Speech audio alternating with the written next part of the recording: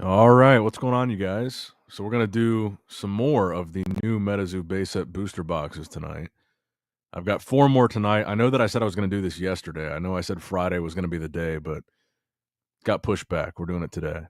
But we are doing it. 4 more booster boxes of the new Metazoo base set, and I am officially getting addicted to the new zoo. Let me go ahead and make sure we're live on my channel here.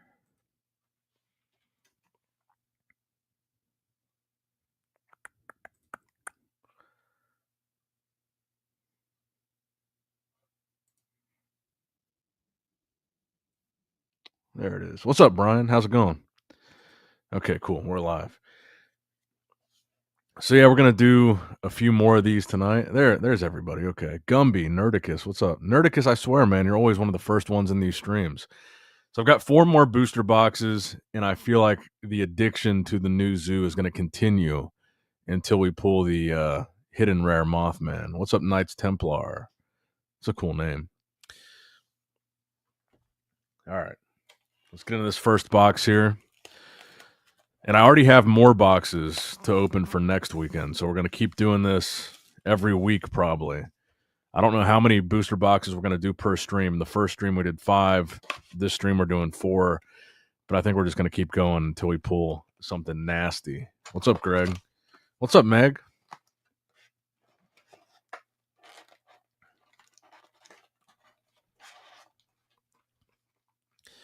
Looking at like the Facebook pages, though, it seems like there's been a few people that have pulled, like a good amount of people that have pulled that Mothman now. Back when Mothhawk was the first one to pull it, I hadn't seen anyone else pull it, but now on the Marketplace Facebook page, I feel like I see that base set Mothman pop up like every day.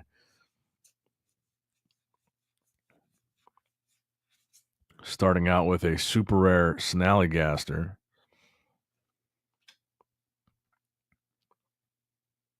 Trying to see if there's a print line on this bad boy. Yep. Right there. Probably going to be every single one, but we'll see.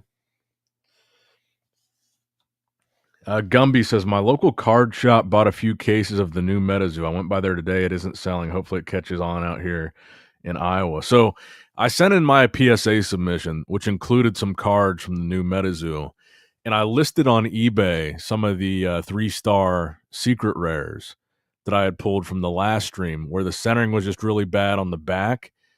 And so I listed those on eBay instead of sending them to grading because I knew they wouldn't get a 10. And I listed them at like the lowest price. Like I undercut any other price that I saw, and none of them have sold, and it's been a week. So it is interesting that everybody is listing their hits. And in the beginning, it seemed like some of them were selling for like a good amount, but like none of mine are. The highest offer I've gotten on any 3-star hit was $25, and it was the Sun Wukong one. So maybe, hopefully, that means the prices on the booster boxes might come down a little bit.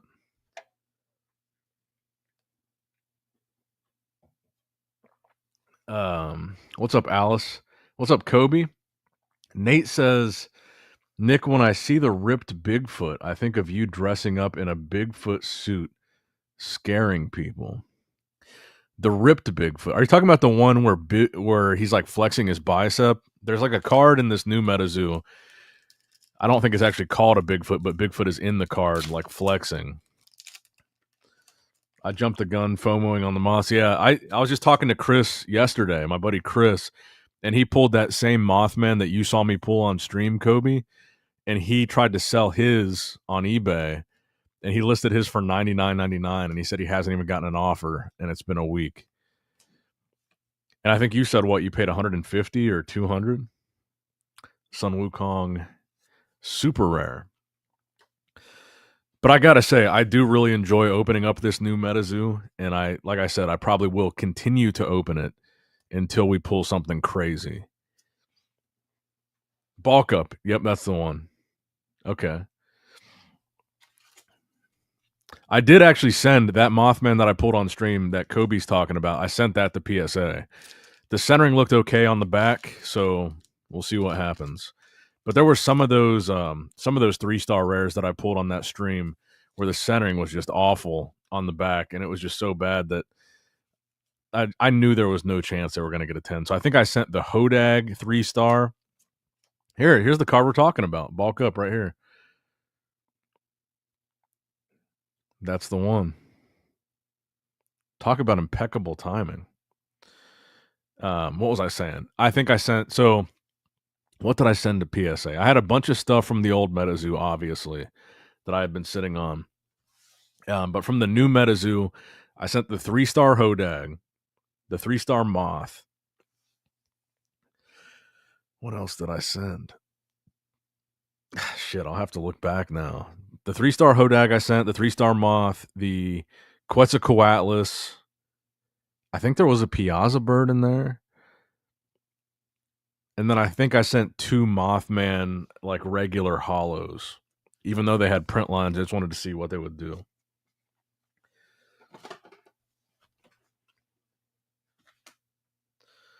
$100 each, but I got 2. I still don't think 100 is that bad for that Mothman. I mean, they're pretty hard to pull.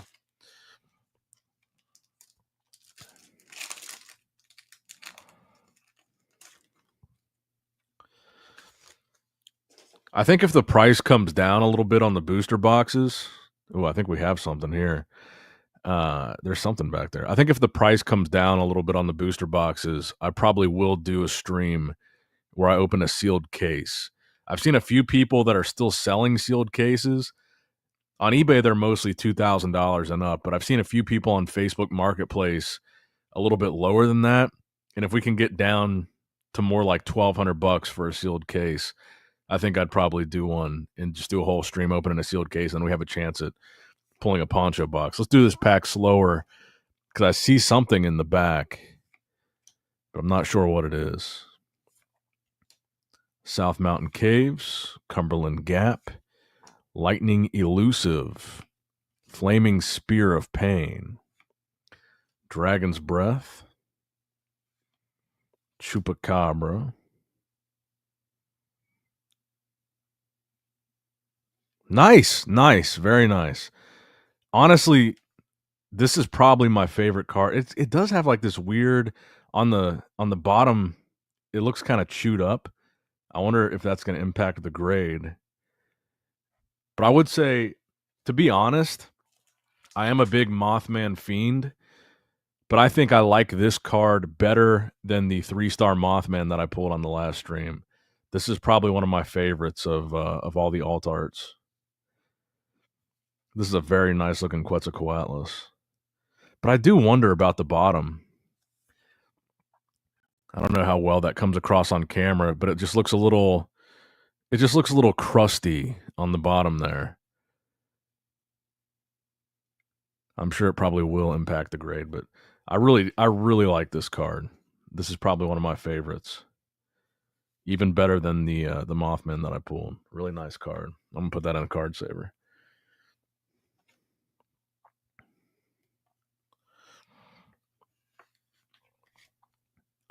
Man, that sucks. Because if it weren't for the bottom of this, I probably will still send it just to see what it would get. I actually just got I bought a couple Rat Kings off of eBay.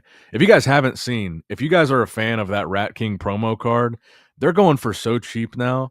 They're going for like $16 on eBay. I bought a few of them on eBay the other day, and a couple of them came today. And I'm sending those Rat Kings to PSA. But I feel like you can't beat $16 for that Rat King. I knew that price would come down. People that were paying $100, $80 a couple months ago, I said, I bet they're sitting on boxes of thousands of those promos, and that price is going to come down significantly.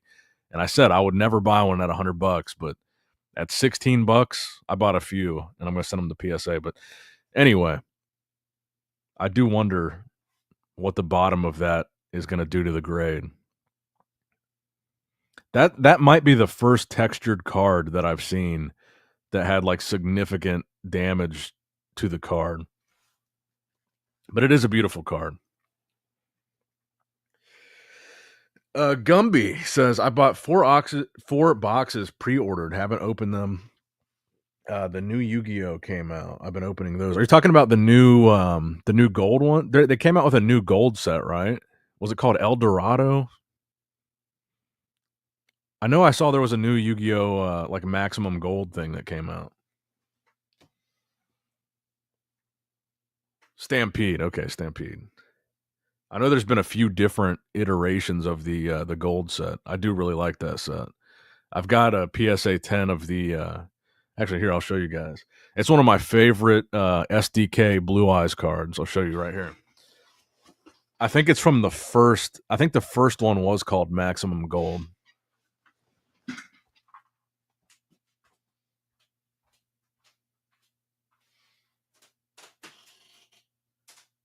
Oh fuck, where is it?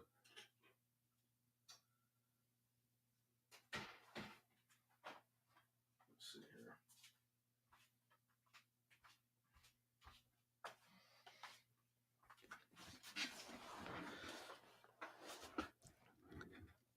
And as I talk about how much I love it, I actually just listed it on eBay for like some crazy price with the best offer. I actually listed this on eBay too because I'm just not a huge fan of the this alternate Blue Eyes artwork. I'm an SDK guy.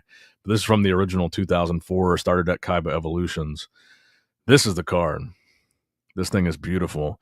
And one of the reasons why I listed this is it's one of the cards that I didn't pull myself. So I've got a bunch of cards like listed on my eBay for like crazy prices and just hoping some good crazy offer comes in. But this is one of the ones that I didn't pull myself. I ended up buying it in a PSA 10 and I paid a lot for it. And I kind of regret that I paid so much for it. So I listed it and we'll see what happens. But it is a beautiful card. I do have an original SDK Blue Eyes from the starter deck and a PSA 10 and a couple other SDK artworks in a 10. What else is in this stack here? Some Topps Charmanders, just random nines. And I listed this too.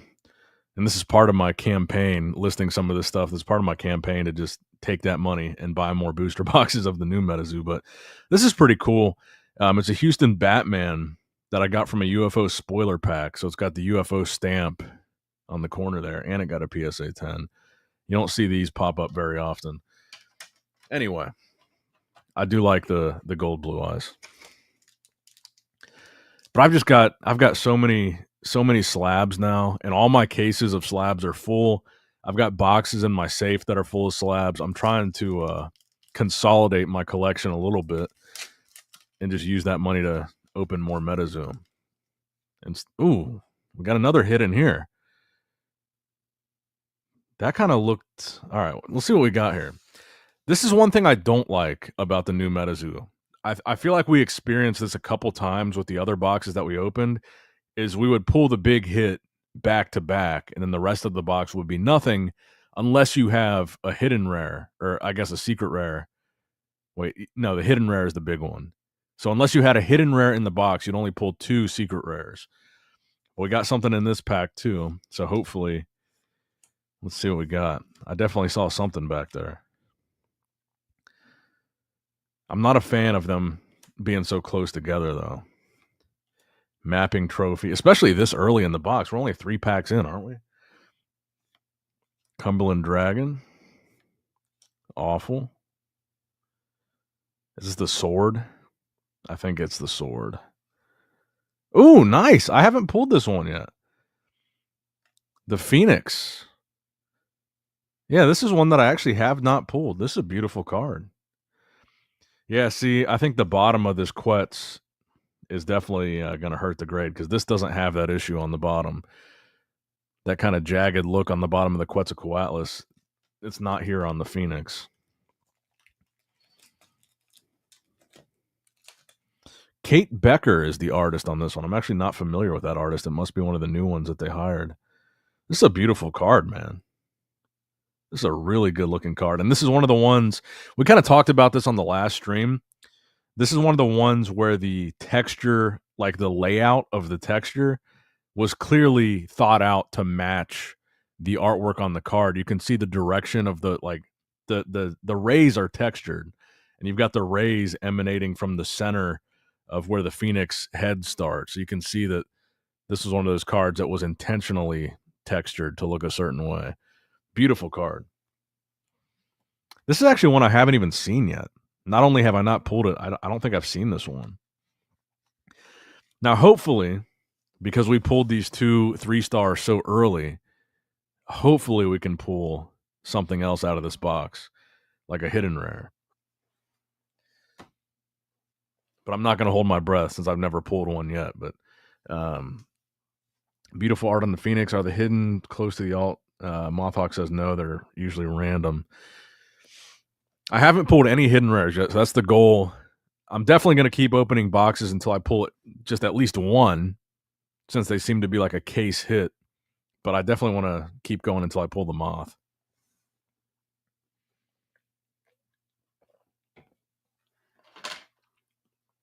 So I think we increase our chances a little bit more tonight, because after tonight we'll be at 9 boxes opened on stream. So we're getting close to a case. And I think the next stream I'll bump it up. So we did 5 boxes on the last stream. We're doing 4 boxes on this stream. I think the next stream I'm going to bump it up to 6 and see if we do better with 6. I'm only doing 4 tonight because only 4 have came so far, but I've got more coming. Actually, yeah, that's the reason I didn't do this yesterday. They were supposed to come Friday, and that's when I was planning on doing the stream, but they came a day late, so they actually just came today.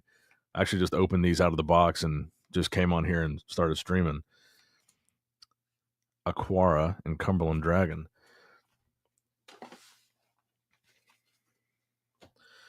Try to burn through the rest of this box pretty quick, just in case there's no more hits in here. So many slightly messed up cards. I'm surprised more people aren't upset about it. I mean, I've pointed it out on the stream that I did, and it's not like I'm happy about it, but I mean, at this point, what can you really do? We'll see what happens when the grades come back on some of the cards that I sent in, but I'm not super optimistic.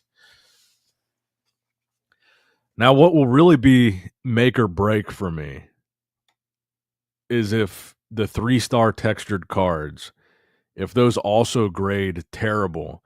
Because I think at this point we know most of the super rares are not going to grade good. Most of the regular hollows are not going to grade good. But if people start grading these 3-star textured hits and they're grading bad, and like maybe just to the naked eye, we're not seeing the flaws with these cards, and these are like impossible to grade because there's some kind of issue with them, like on the bottom of that Quetz, that would be upsetting. Because these are obviously the cards that I think the most people, these and the hidden rare or the secret rares, these are the secret rares, the other ones are the hidden rares. I keep getting them mixed up, but the hidden rares and the secret rares are going to be the ones that people are going to grade the most. And if these are like impossible to grade because there's some kind of quality control issue with these, then that would suck. I don't care as much about the super rares because, to be honest, I'm not a big fan of how they look, and I probably wouldn't grade most of these anyway. And the only one that I probably would grade is the Mothman, and that's probably my least favorite artwork for the Mothman. But to me, I don't really care that much about these because they're very similar to the refractors from Topps Chrome. You can tell why they're going to be hard to grade. But like with these, if none of these grade well, that's going to be an issue, I feel like. Oh, what's up, Tuffy? This is what I said in the last stream, is like that was one of the big selling points they had for the new Metazoos. They're going to be using premium, top-of-the-line printers, the same printers as Pokemon. So it's interesting. I mean, even if the reason is they rushed this set out to try to make that deadline, it's interesting that in theory they have much better printers than the old Metazoo. But the old Chinese printers that the old Metazoo used graded a lot better. Well, we don't know for sure because I don't think anybody's gotten their grades back yet, but it seems like the old Chinese printers had better quality control than whatever printers the new Metazoo is using. What's up, Clan Torres? Kentucky Hellhound and a Panty.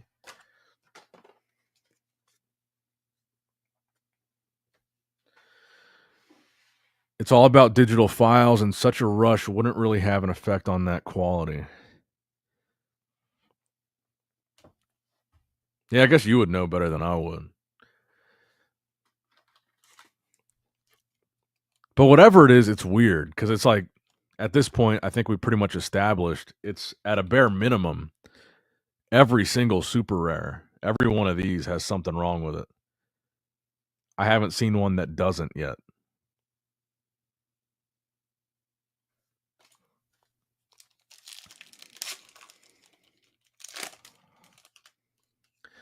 The Pokemon hype right now is too much. That's why they had to change printing companies. They're not printing. Oh, they're not. Okay, I didn't even know that.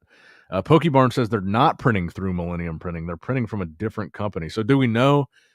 Do we know what that company is? Odd Find, Explosive Rabbit, and a Phoenix.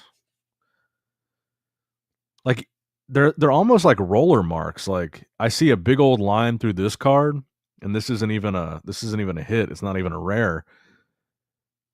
And I see a big old.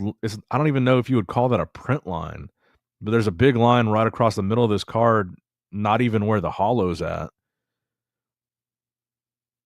I don't know what would be causing that.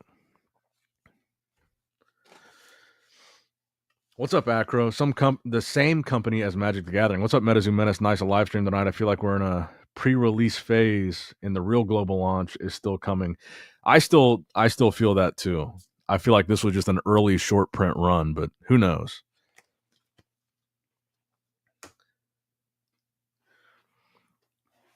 And that's another reason why I'm kind of easing into these streams and doing 5 boxes, 4 boxes, maybe 6 boxes on the next stream. I don't want to go too deep right away and then have them come out with another wave, a bigger launch where the boxes are cheaper.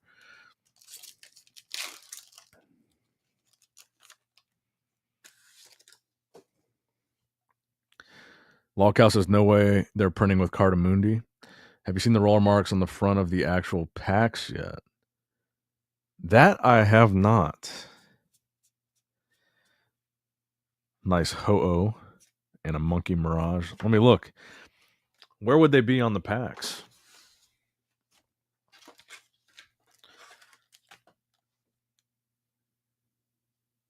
Actually, yeah. I see a line going across the top of this pack. It's kind of hard to see because the light's reflecting right where the line's at. Yeah, there are marks on the pack. You're right. Oh yeah, dude. There's like vertical ones too. Good catch. I didn't even look at the packs that close. You're right. You see these like scuff marks. There's even vertical lines running all the way down the center of these packs. I didn't even notice that. Oh yeah, it's on this one too. I see lines going across, but there's also vertical ones. Huh.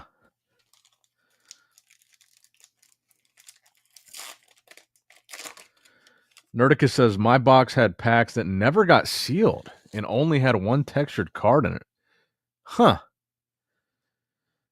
Cheese says that Wave 2 is already confirmed. I'm fairly certain. If it is, I haven't seen it.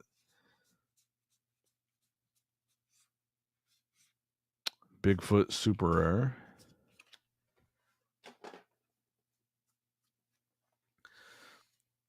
Because last week when I streamed and opened up the boxes last weekend, people were pretty 50-50 on whether or not they thought there was going to be a second wave.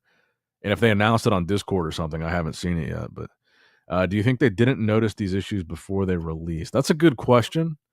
I mean, they said in the video that they had someone like closely inspecting all the cards and before release. So I would think they noticed.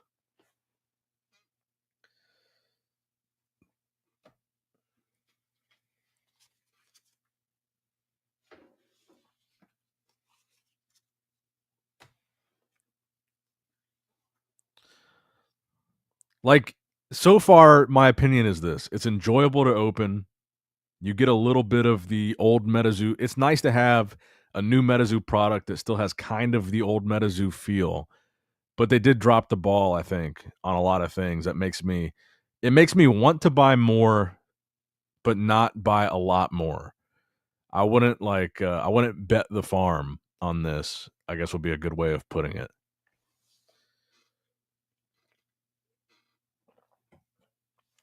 So I don't think they failed in the sense that this is a total disaster. I think there's a lot of good things about it, but I think there's also almost an equal number of bad things about it. So it's kind of a wash, but I still want to buy more, just not a lot.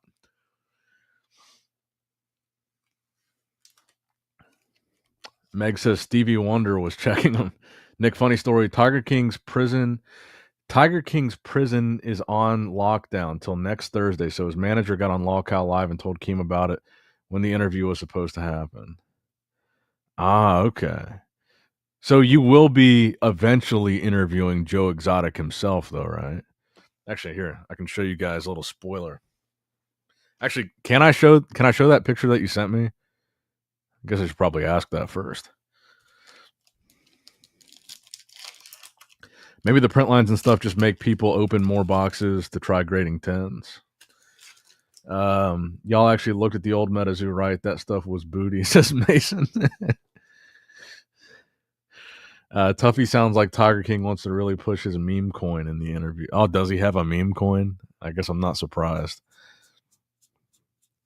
Lava Bear, Penetrating Screech, Cumberland Dragon.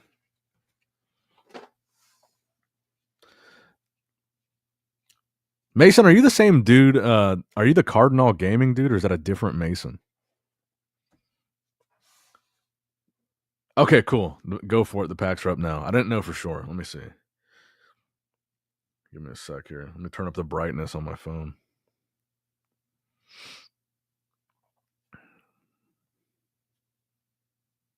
Let's see.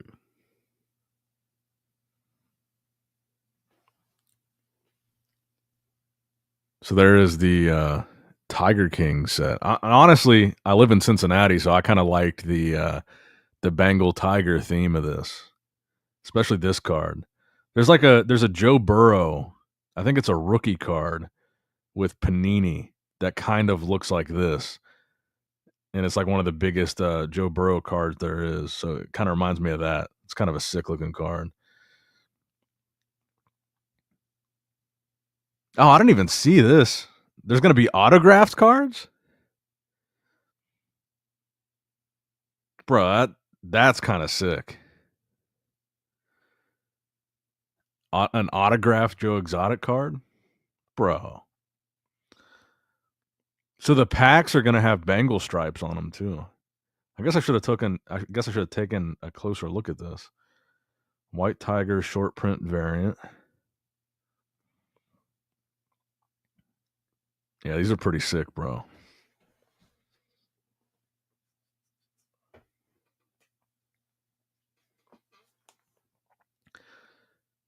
Okay, gotcha. Redemption cards for gotcha.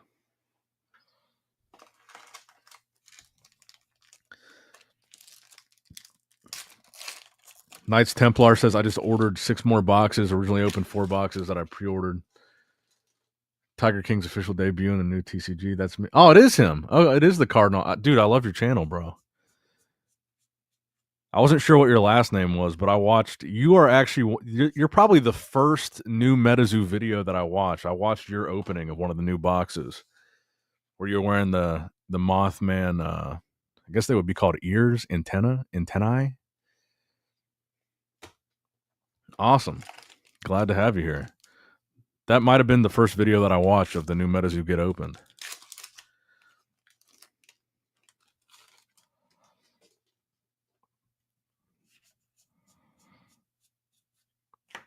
Pamela, Dragon of Akanto Falls, Raiju.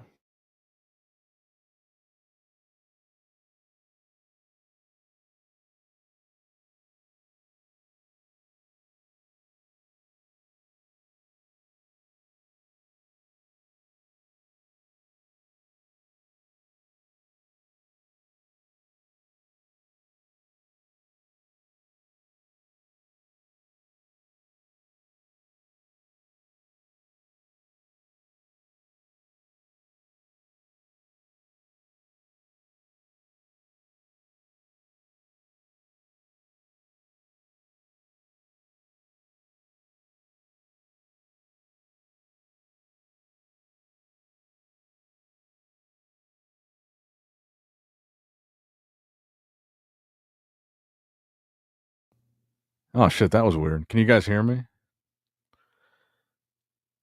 The browser like lost connection briefly to the mic. I don't know how long I was talking without you guys hearing me. Give me a 69 in the chat if you can hear me now. I don't know what happened there. Okay, cool.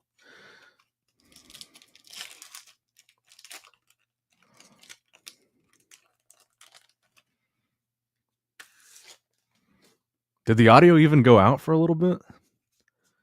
I just had a pop-up notification that said the mic disconnect. I don't know why. I lost my train of thought. I was gonna say something to Mason, but I forget what I was gonna say. I hot glued those feathers onto that hairband myself and made those ears. Oh, I was gonna say I dated a girl that went to Louisville.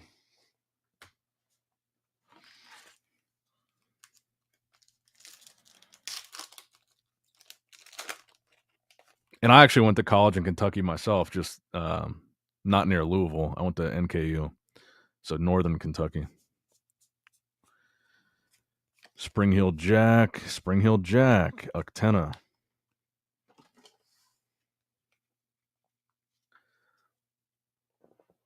Okay, so it did go out for a little bit. Okay. Oh, really? Both your kids went to NKU. You don't even look like you would be old enough to have two kids that are in college. They both graduated college too? I thought you were like my age.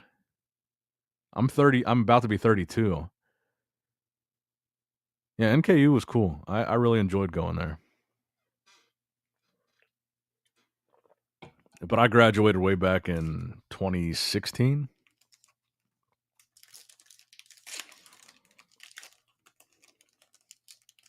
Oh, inherited kids. Okay. Gotcha.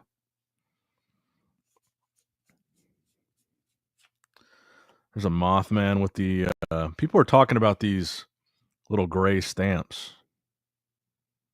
I think this is the first Mothman I've gotten with the little stamp on it.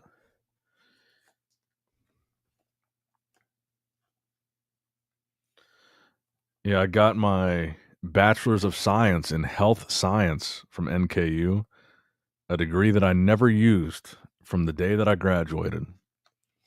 Never even tried to use it. And it took me 5.5 years to get it. Almost 6 years, I guess. Yeah, 6 years maybe. Because I started out undeclared. So I took like 2 years of classes towards no major because I didn't know what I wanted to do. And then I was in athletic training and didn't like that. And then I switched to health sciences.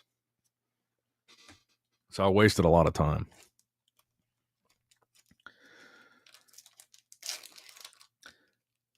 It's a reverse hollow, but people were saying it's harder to pull the reverse hollow Mothman with the stamp than it is to pull the regular hollow Mothman. And honestly, I do see a line on it. Fuck. I was gonna say it might be easier to grade than the full hollow, but I do see a line right there, and it's not even on the hollow. There's a line going all the way across it. It's hard for me to tell looking at this replay screen if you guys can see this on the camera or not, but I can see a line right across the tail. I guess it is like a roller line.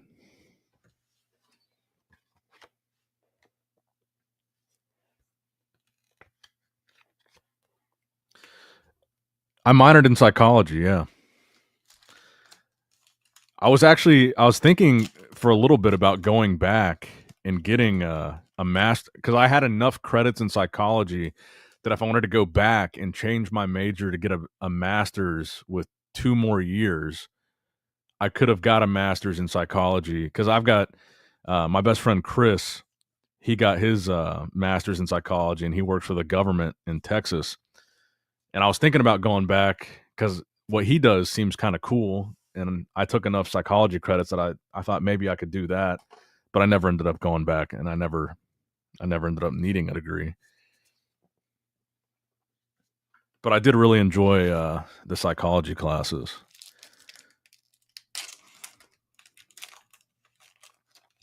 I actually enjoyed the psychology better than the anatomy and physiology, health stuff.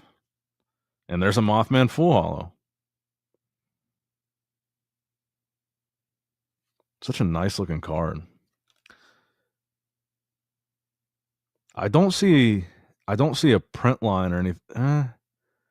Maybe a scratch or something. It doesn't go all the way across the card. It's a shame about these, man. I would love to grade some of these just regular hollow Mothmans, but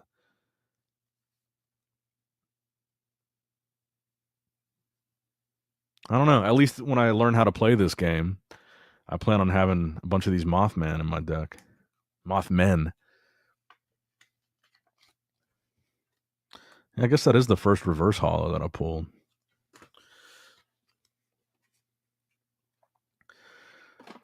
Anatomy is fun. Physio is a pain. I should have known that I wasn't cut out to major in health sciences or anything related to that because anatomy was the only class that I ever failed in college. I had to take it twice to pass it.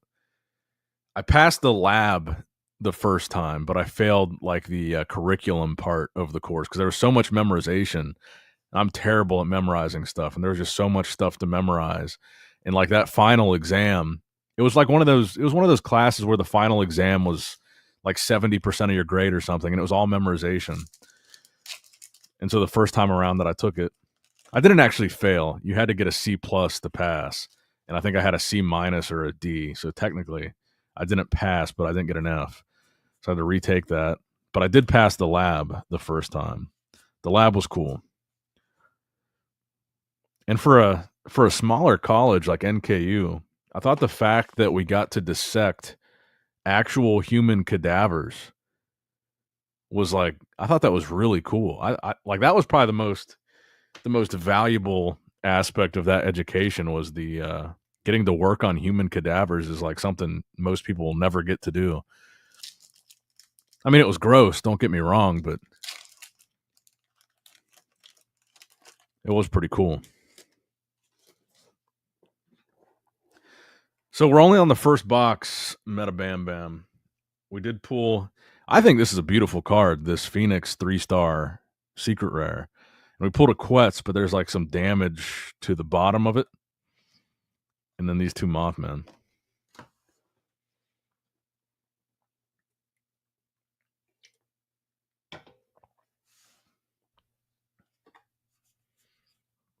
And I think just a super rare. I really like this Metal Man of Alabama. Chupacabra.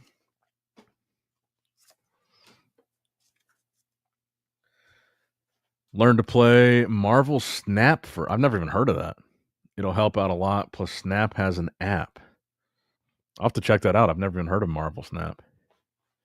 This is the new stuff, Mr. DJ.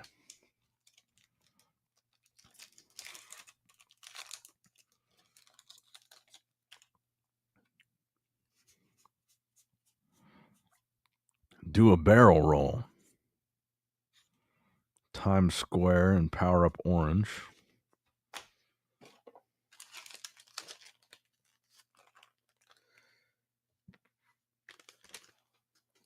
New Metazoo is like the IRL version of Marvel Snap, very similar in gameplay.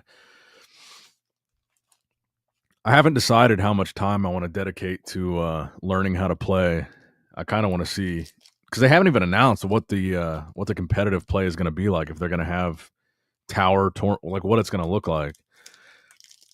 But I am going to invest some time into learning. It's just how serious I'm going to take it. I don't know.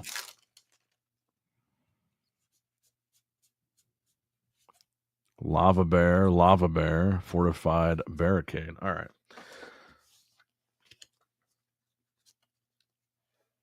So I guess that is a new complaint that I have with the new Metazoo is the proximity of the hits, pulling the 2 3-stars in the first couple packs back to back, and it seems like in every box they're very close to each other. But pulling them early on like that, it kind of ruins the rest of the box.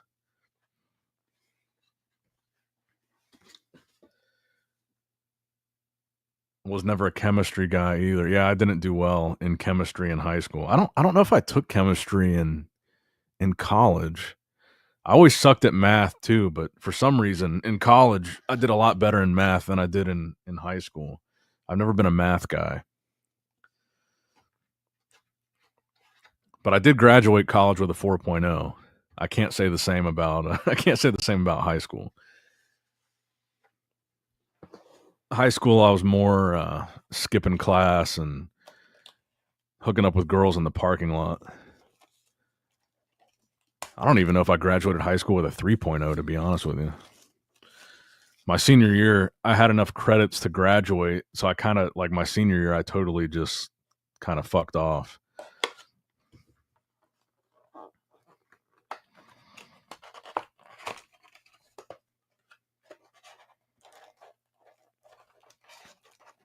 What's up, McFrog?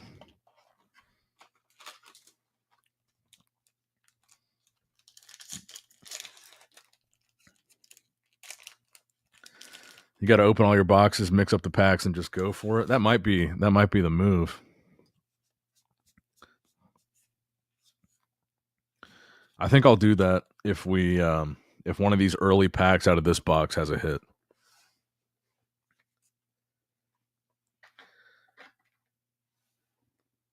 So you can learn to cheat in college. No, honestly, I actually took college really seriously. Actually, my problem was in high school. Once I left school, I wasn't doing any homework. I wasn't studying. In my mind, once I got home from school, school's done.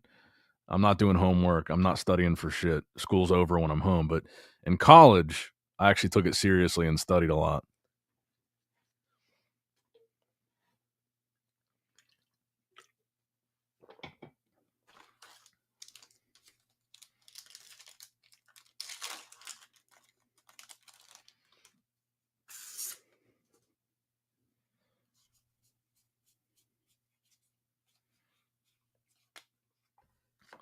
I was probably a little bit bitter because my younger sister graduated 2 years before or 2 years after me in high school, and she graduated as the valedictorian of her class.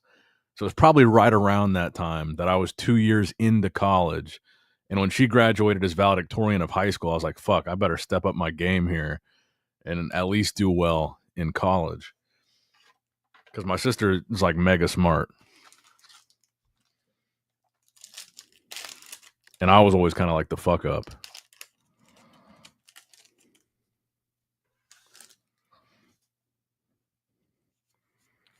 I think we do have a hit right away. Damn.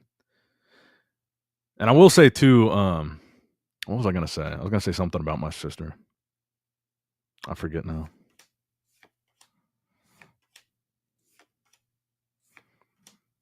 I'm gonna have to mix up these packs. Cherufi, Lava Bear.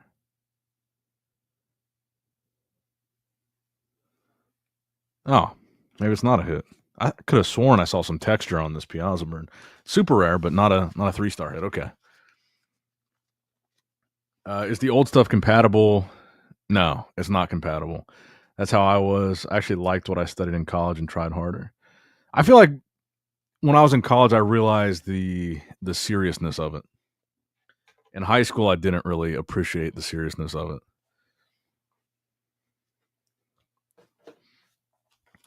Especially because in high school and even a little bit in college, I never knew exactly what I wanted to do. I had so many friends, like my friend Chris knew exactly what he wanted to do. He wanted to do the psychology thing, and like even in high school, he was taking a bunch of psychology classes preparing for that. I've got friends that wanted to be teachers in a specific field, and they started preparing for that in high school. I've got friends that wanted to be doctors, and they started preparing for that in high school. I never knew what I wanted to do, so I never really applied myself to any of the high school classes. But once I thought I knew what I wanted to do in college, then I started to apply myself a little bit. And turns out I didn't want to do that. I wanted to be a YouTuber.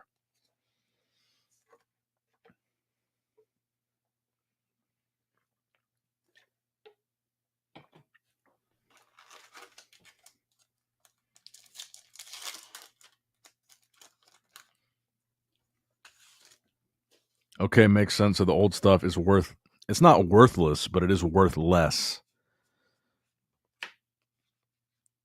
Another Mothman.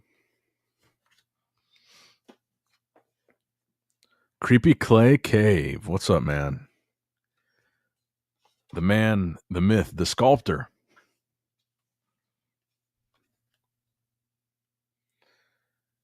I feel like if there's not a print line on the... Oh, there is. There's a print line right up the top. I think you guys can see that if this thing will focus. Yeah, you guys can see that for sure.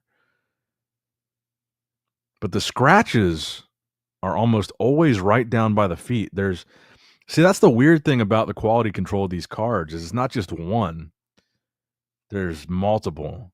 There's print lines. There's scratches. There's a lot of things wrong with these cards.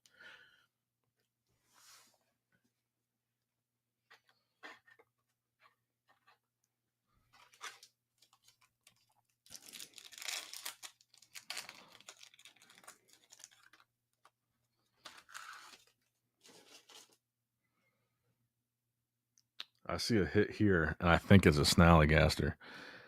Actually, do I have my... Does my degree over here say... Let me see.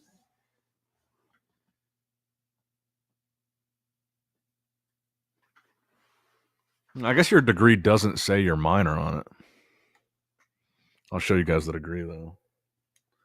Just to prove I'm not a meathead retard. So I think in my videos, you can't see the degree. You can see the play buttons, but the degree is kind of beneath all of them because the play buttons are what actually made me money. The degree cost me money. It didn't make anything off the degree. So that's kind of the hierarchy of my my office wall. The things that actually made me money versus the things that were just a pit of money.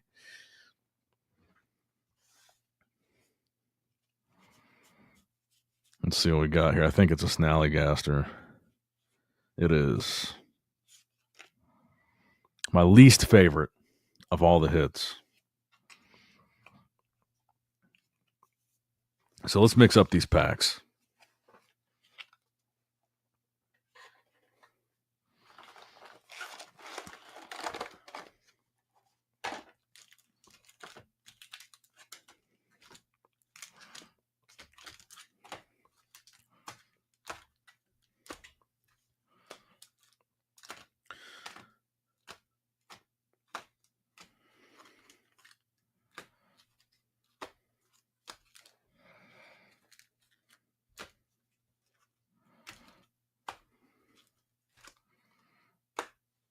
All right. That seems mixed up enough.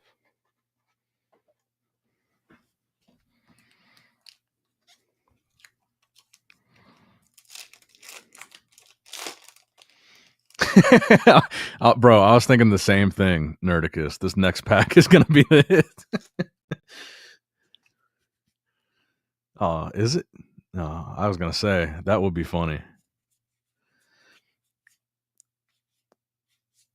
Basilisk super rare.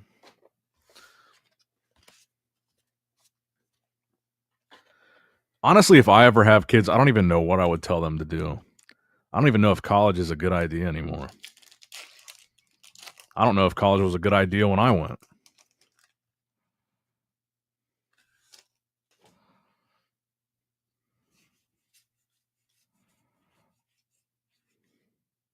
Or a generator, Snallygaster.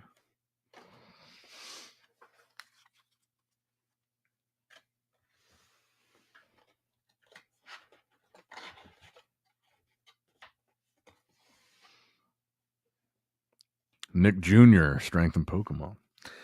I think the only real beneficial thing about college is getting to live with and like just be around other people. Like just not living with your parents, going out on your own, and just living with other people your age is like the biggest part of it. Just making new friends and that sort of thing.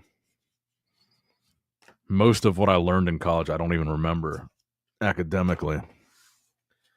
The only thing that really stands out to me is the labs. Like I said, the lab stuff is really cool. If you're doing something that is going to require like intensive practice, like the stuff we did with human cadavers, like that stuff is pretty cool, and that's stuff you're just not going to be able to learn online. So stuff that you have to do in a lab from like practical application. College is good for that type of stuff, but like academic textbook, PowerPoint shit, I don't remember any of that stuff.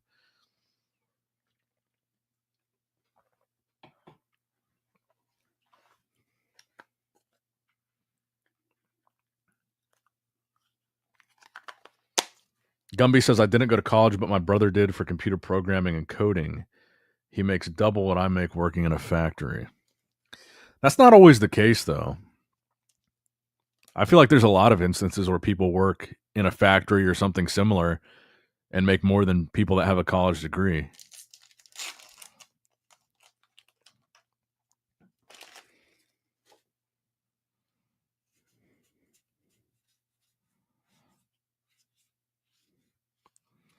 I know some guys my age that do HVAC stuff, and they make really good money doing that.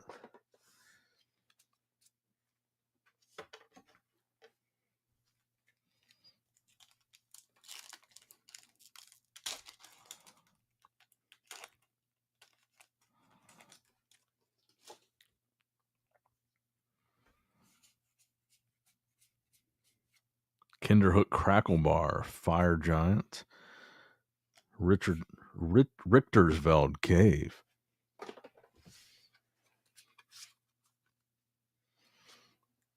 I'm a millwright. I don't even know what that means. I'm gonna have to Google that. A millwright. Let's see. A millwright is a skilled tradesperson who specializes in the installation, maintenance, and repair of industrial machinery and equipment.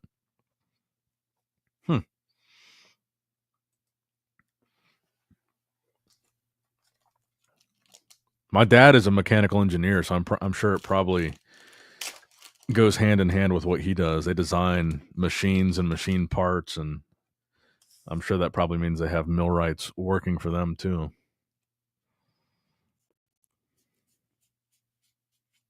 Small Discovery, Goofusbird, Raiju.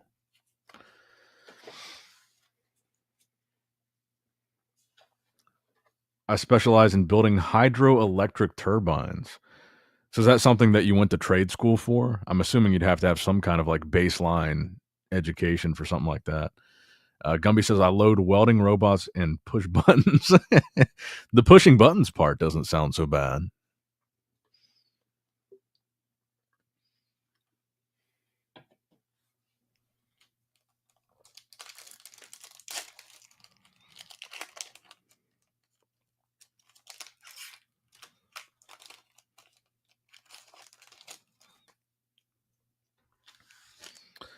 I don't even know exactly what my job would have been with my degree.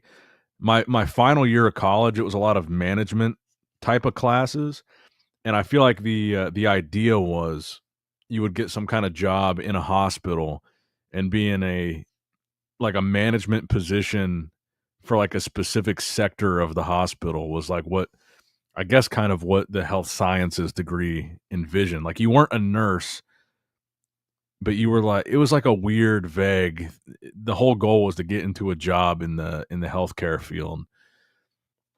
But it wasn't like direct application of healthcare. It was like managing the stat. It was a weird degree.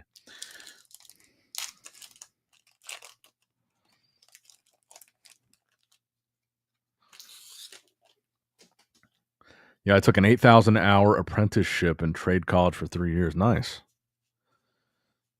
Do you like what you do? Jersey Devil.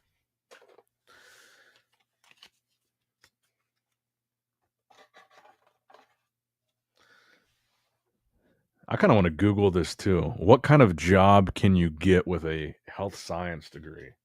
Because honestly, I don't even.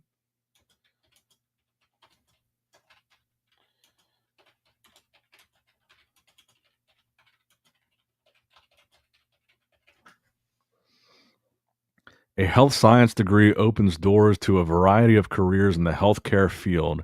See, I feel like that's the only reason I picked it. Healthcare seemed like a growing field where there would always be jobs. Um, in the healthcare field, including positions in patient care, research, administration, management, and public health. Some common career paths include becoming a medical laboratory tech, dietitian, health educator, it's like a health teacher, clinical research associate, or health services manager. See, that sounds like a lot of stuff that you don't even need a 4-year degree for. That sounds like a lot of associate's degree stuff. Like, isn't like lab tech and clinical research associate? I'm pretty sure those are just associate's degrees. Um, Dietitian, nutritionist, registered nurse, physical therapist, phlebotomist, medical assistant, speech language pathologist, health services manager. So much of bullshit jobs. Nothing super specialized. You don't think your college education helps you in analyzing bodybuilding? Not at all. Not one bit.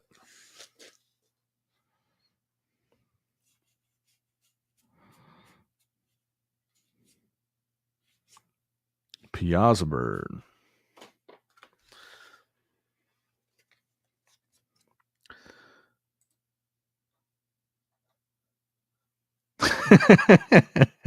No, I said phlebotomist. Right? I definitely wouldn't be giving lobotomies. Phlebotomist. Drawing blood. Maybe I did say lobotomist. But what I meant was phlebotomist. Yeah, these are definitely things that you don't need a 4-year degree for. I feel like phlebotomist, you don't even need a degree.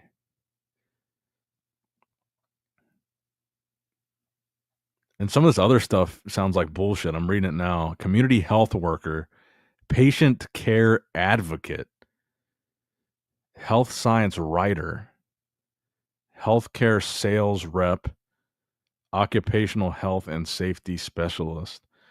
Yeah, I don't think I'm ever going to use any of this stuff. No, I'm here green tea. I'm not pooping. Bartender would be dope. You don't need trade school for it. That would be a cool job. I feel like you'd probably get laid a lot as a bartender. I actually took a job out of my trade, but same industry. It was a cut and pay, but it's a good job. Not so hard on the body.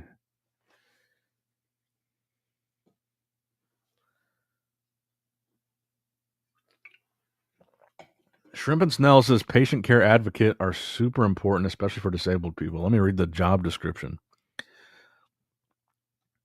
Patient care advocate, assist patients and their families in navigating the healthcare system. A patient care advocate is a healthcare professional who acts as a liaison between patients, healthcare staff, and insurance companies, ensuring patients receive informed, equitable, and respectful care. Yeah, I could see that. Yeah, I could see that. Helping patients and their families make more informed decisions about their health and healthcare.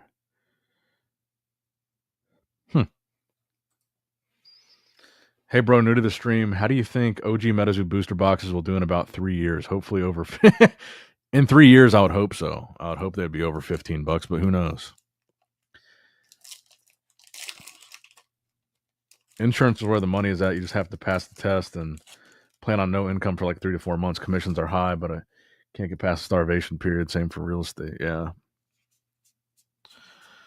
That's something. Real estate is something I've considered for a long time. A few of my cousins are into real estate. They all went to college. They're not using their college degree, obviously, for real estate, and they're making tons of money doing it. And I feel like that is the biggest barrier to entry, is like that period of time where you're not making money and you're kind of learning the ropes. And I definitely have enough cushion where I could do that and not be quote unquote starving.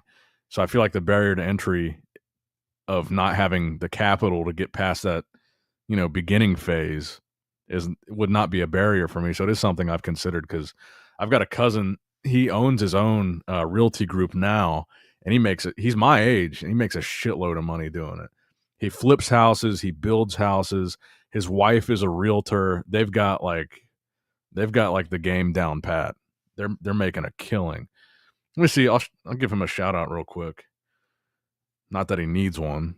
But I'll show you the house that he just built. It's sick. Let's see. Damn, they got 2.4 thousand Facebook followers.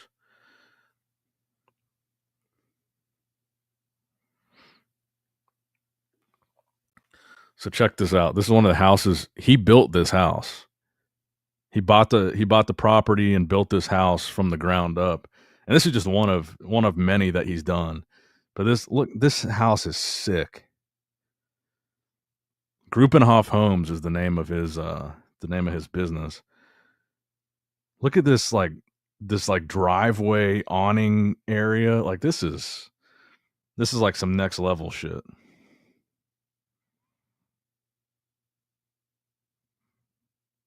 And these are houses in Ohio. Like for an Ohio house, these are like some next level stuff. He built this one too.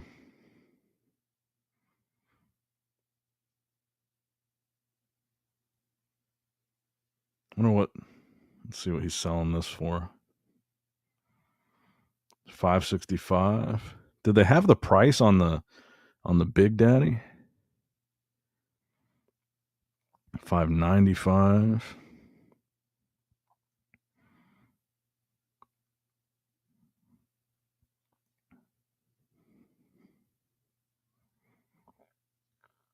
Anyway, I'm getting off track here, but he does really well. His name's Keith.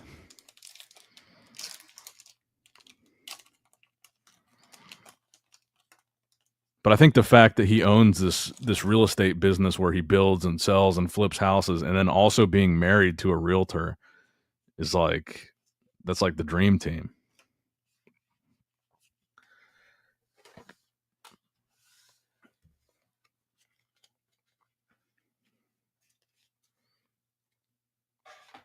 I don't even know. I'd have to ask him what he studied in college. I know he went to college and got his bachelor's, but in high school, he owned a landscaping business. Like he would go around, cut people's grass and weed whack and stuff. And he built that business so big in high school that by the time he was about to graduate college, he sold the landscaping business, I guess just selling like their client list and their equipment. Then he used that to fund his first house, the capital from selling the landscaping thing. So he's always been a very good business minded guy.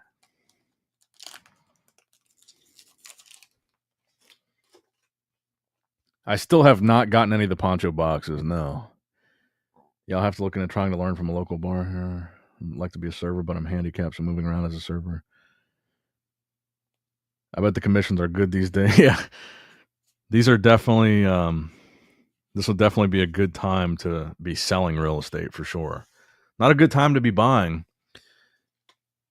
But I'm sure with his business model, he knows how to get everything done.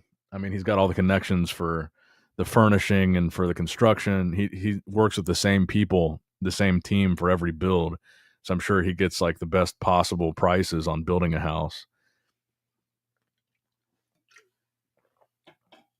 I don't know if he still does this, but he used to when we were a little bit younger, maybe when he was in like his mid 20s, he would buy a house that was like a fixer upper and he would do all the remodeling himself and then rent it out or flip it. So he would like redo the countertops, build an island, redo the floors, repaint. He would do all that himself, which I'm assuming he doesn't do anymore because I think now he just builds houses and sells them. So I'm guessing the profit margin is probably higher if you can figure out how to build it yourself. And I think I already know what this hit is going to be. It's going to be a Ziz. Yep. Not a big fan of this one either.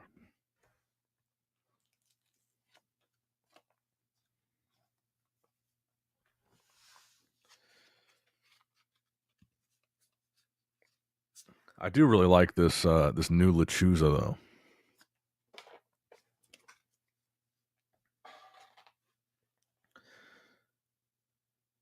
though. To be honest, I'm loving the new clean look of Metazoo. Not gonna lie, I love the old art, but all in all, did come off a bit ghetto comparatively. This is green tea.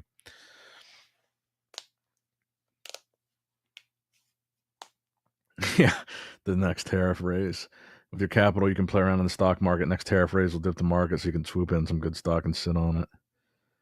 Yeah, I haven't really done much with stocks, to be honest.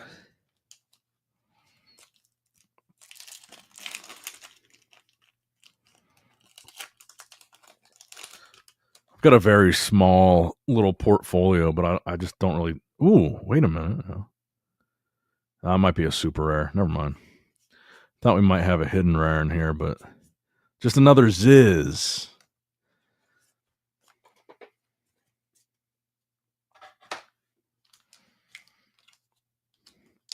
Man, these hidden rares must actually be pretty hard to pull.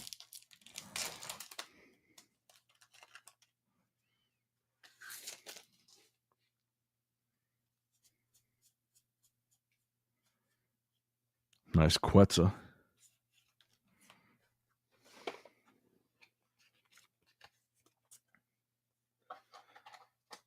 Yeah, not to be confused with the bodybuilding icon Ziz.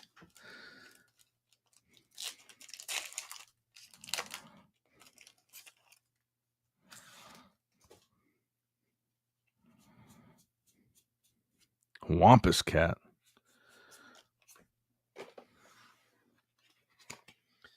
Well, MTGY is sitting on collector's boxes for a year or two, and you will come up. Most are going to 1,000.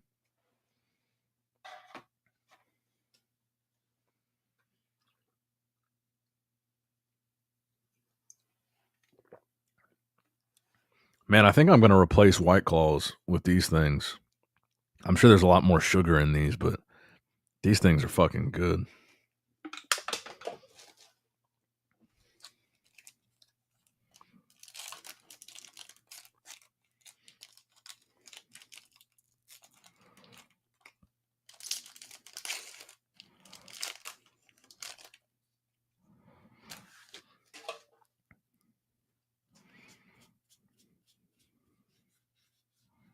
Bulk up in a ding bell.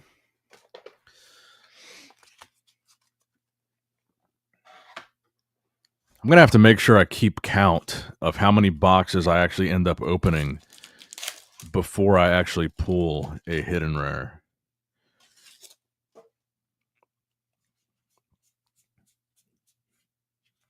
Even though I think those statistics will be skewed since I haven't opened a sealed case yet.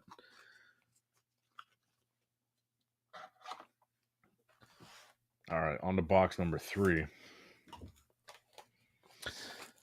I got to try the monster. Those, bro, I've actually had those. They're not bad. I mean, they are kind of white trashy, but I am white trash. The monster alcohol drinks are not bad. Me and my brother-in-law actually tried those. I guess it was like last year, a couple of years ago. They've been out for a while, right? And the other thing that is surprisingly good, but also white trash, are the alcoholic Mountain Dews. Those are actually pretty fucking good.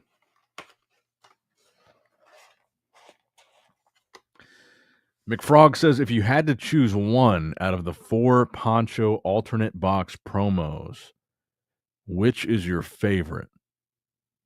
I'd have to look back at them. There's Mothman, Bigfoot, Piazza. Let me look at Mothhawk's pictures here.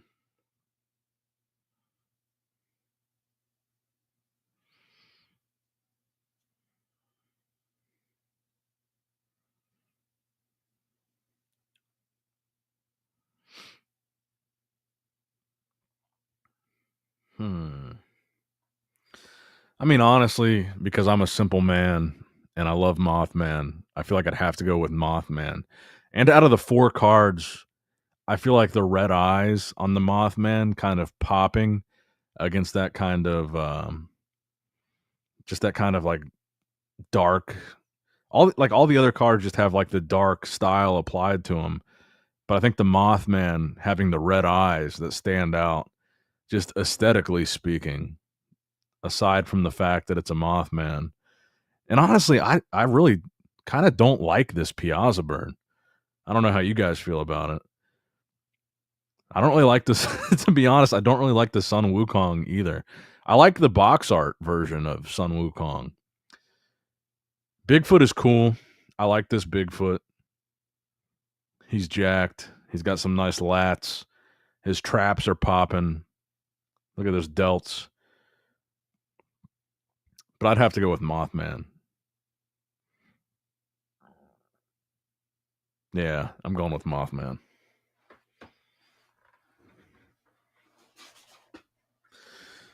Poncho definitely put his heart into Mothman. Piazza would be my second. Do you think it makes more sense to open the Poncho box and grade the promos or keep it sealed? I don't deal well, bro. None of us do.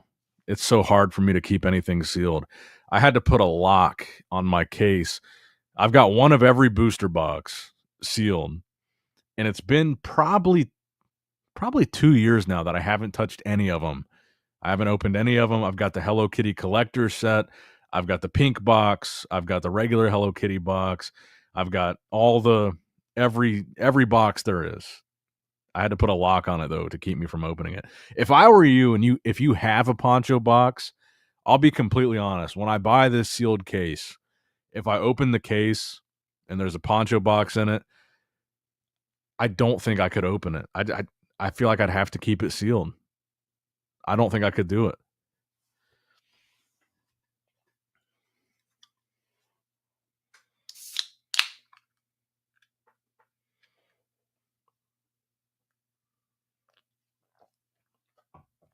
And it's not like the lock is going to stop me because obviously I have the key, but I keep the boxes, like I keep all the boxes that I plan on opening in a different case that doesn't have a lock that are much easier for me to just grab and open where I don't have to get a key. Anyway, it is hard for me to keep stuff sealed. And actually now I need to buy even more Metazoo 2.0 boxes because I still haven't kept one of these sealed. I've opened every box that I've gotten. So I need to buy one just to keep sealed. But to be honest with you guys, if I pulled a Poncho box out of a sealed case, I don't know if I could bring myself to open it.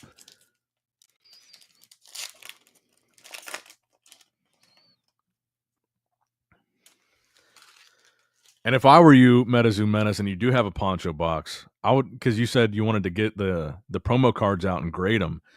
I would just wait and see.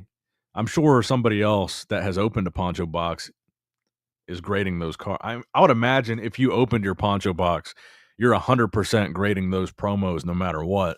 So I'm sure we're going to see what they end up being worth. And if they end up going crazy, like if a PSA 10 of one of those cards is, $500 or something, which I think would be a lot, because since there's 4 of them in every box, then maybe it would be worth it. But I don't know.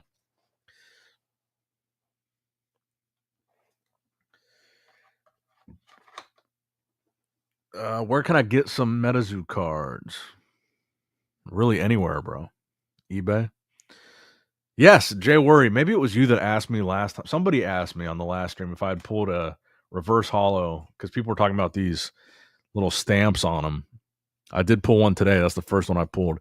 DJ says, "All right, Nick, check your DM on Insta. I figure not having a set date might help. We can do a mini interview and talk new/old Metazoo. Let me know, brother. For sure, for sure. So you already sent the message? Oh yeah, I have the. Okay, I got it right here. Got you. Let me.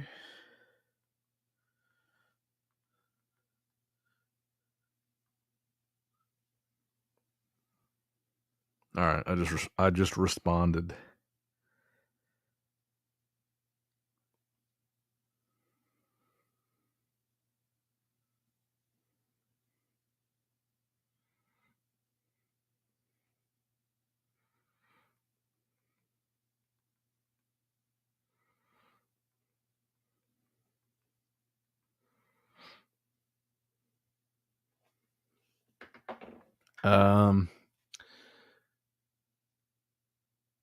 No caffeine. Mountain Dew ones are better. I think I prefer the alcoholic Mountain Dews to the alcoholic Monsters, I guess.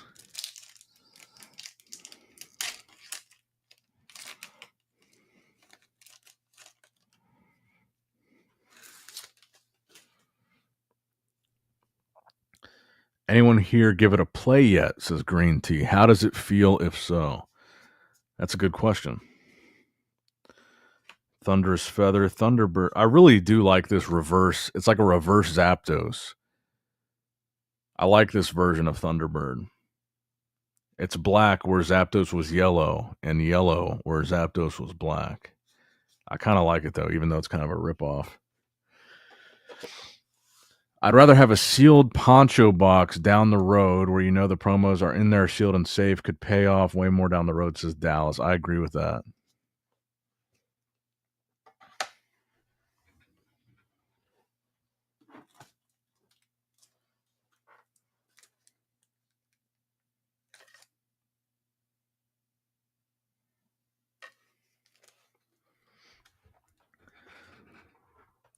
Now, McFrog, I'm really bad with names. Is your name Caleb?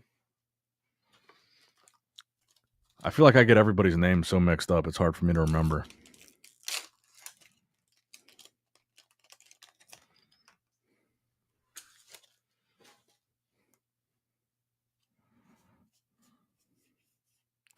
Is it super different? I can't wait to get some. Lady Luck. A God 636 is, what do you think will hold up better, CN1 Hidden Mothman or Poncho Box? That's a great question. Probably the Poncho Box, because if it's sealed, it's got that element of anything could be in this box. I'd say probably the box. Okay, that's what I thought. I was going to show off this bad boy right here. I thought it was the same person. Signed by Mr. Caleb McFrog. That CGC Authentic Auto. Dr. Diddle Specs LawCal TCG. I had this sitting on my desk, and I wasn't sure. I always forget if it's the same person or not, but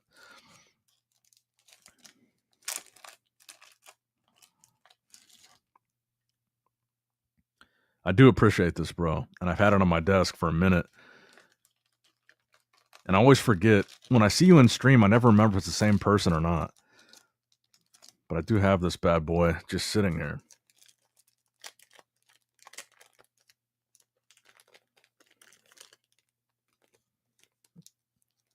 This is sick, honestly. I got to send in. I need to send in some of mine to CGC and get them in the Authentic Auto slabs. This honestly is sick. And honestly, if you guys are out there, if you're trying to choose a grading company, do not go with DSG. I sent a submission to DSG that had some of my Nick Strength and Power LawCal cards, of course, but it also had some bodybuilding cards, some other random stuff in there. I had some like Chris Bumstead cards, some pretty good like autographed cards. I had a couple autographed Chris Bumstead cards. Some other autographs were in there from other bodybuilders, whatever they were. And so this was back in January. The package said delivered from FedEx. I never got it. It didn't post a picture like of where it was delivered. I tried to file an insurance or a claim with FedEx, and FedEx told me you got to contact the sender and try to figure it out with them. So I tried to work it out with DSG, and they told me, well, FedEx says it was delivered, so there's nothing we can do. And there was probably, like, I would say one of those Chris Bumstead cards, I've seen comparable ones on eBay sell for $500 to $1,000, and there was probably 20 cards in this submission. I don't know what happened to it. FedEx says delivered, and the thing about it was a signature delivery. I didn't sign for it. They didn't have a copy of my signature on the delivery thing. They didn't have a picture of them leaving it anywhere. It's just gone. I don't know where it was, and DSG basically did nothing for me. They're like, well, sorry about your luck, but FedEx says it's delivered. There's nothing we can do. So I highly recommend don't grade with Diamond Service Grading. Fuck them.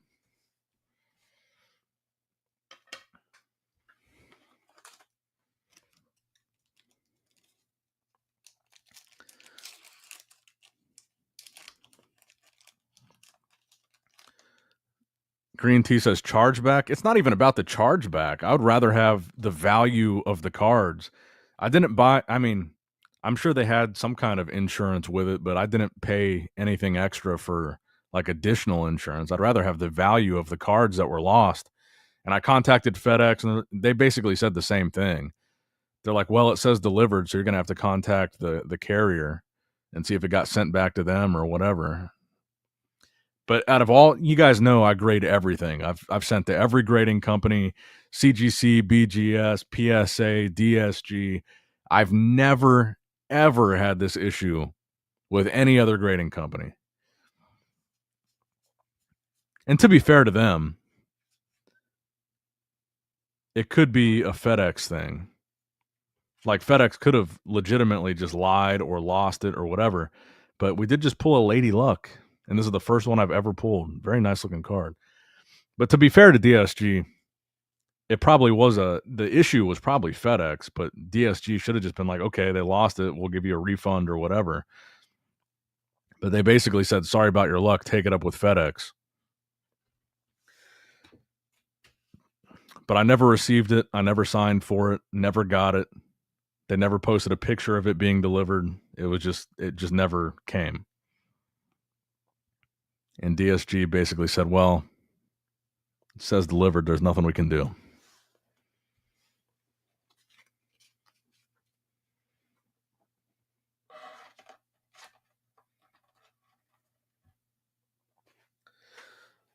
But I guess me saying this in this video is kind of my get back. Because I haven't said anything about it up until this point, and this was back in January that this happened. Because I thought maybe they would reach back out and be like, okay, we'll reimburse you at least the cost of grading or something. But I don't know. I will never grade with DSG again. Even though, in all likelihood, it probably was just FedEx that lost it or whatever they did.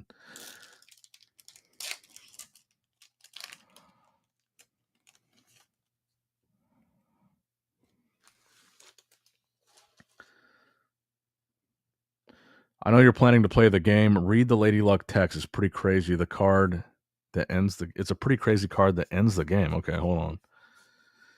Let's check it out. I would imagine though, if I had the same issue with PSA, for example, which I never have, PSA would at least reimburse me the cost of grade. I've heard a lot of people that PSA reimburse them the full value of all the cards and the cost of grading in similar situations. Let's read this Lady Luck though. On play, your opponent gains 5 MP. So what does MP stand for?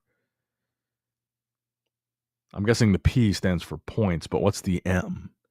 At the end of the next round, you win the game. If Lady Luck is removed from play, this ability no longer applies. Roll of the dice. Is it mega points? Metazoo points? Mouth points?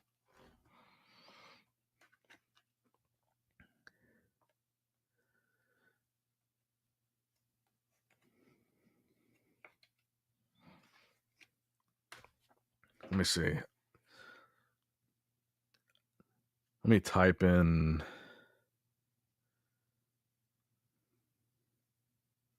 DSG.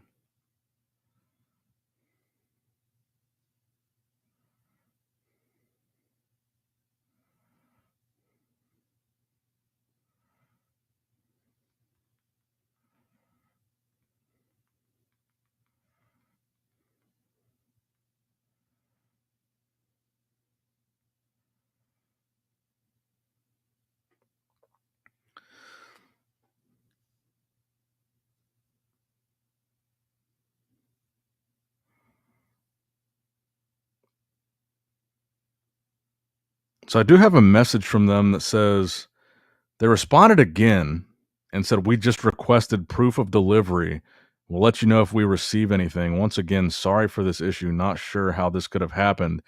And that was on February 4th of 2025. And they never followed up. But then my initial thing where I said my package is missing, blah, blah, blah. FedEx, I didn't sign for this. I didn't get a picture. They didn't give me proof of delivery. They said, "Hello, Nick. According to the tracking information, the package states that it was confirmed, delivered, and signed for by Nick Miller.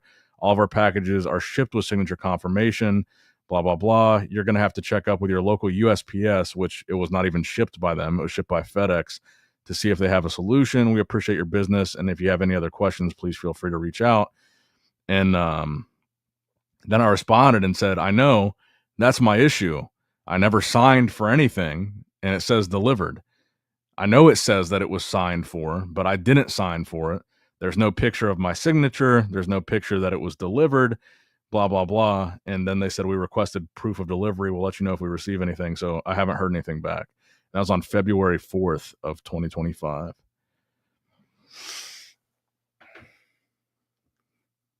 So I just responded again now that I just looked at that, and I said, "So have you heard anything?" Because it's been 2 months now.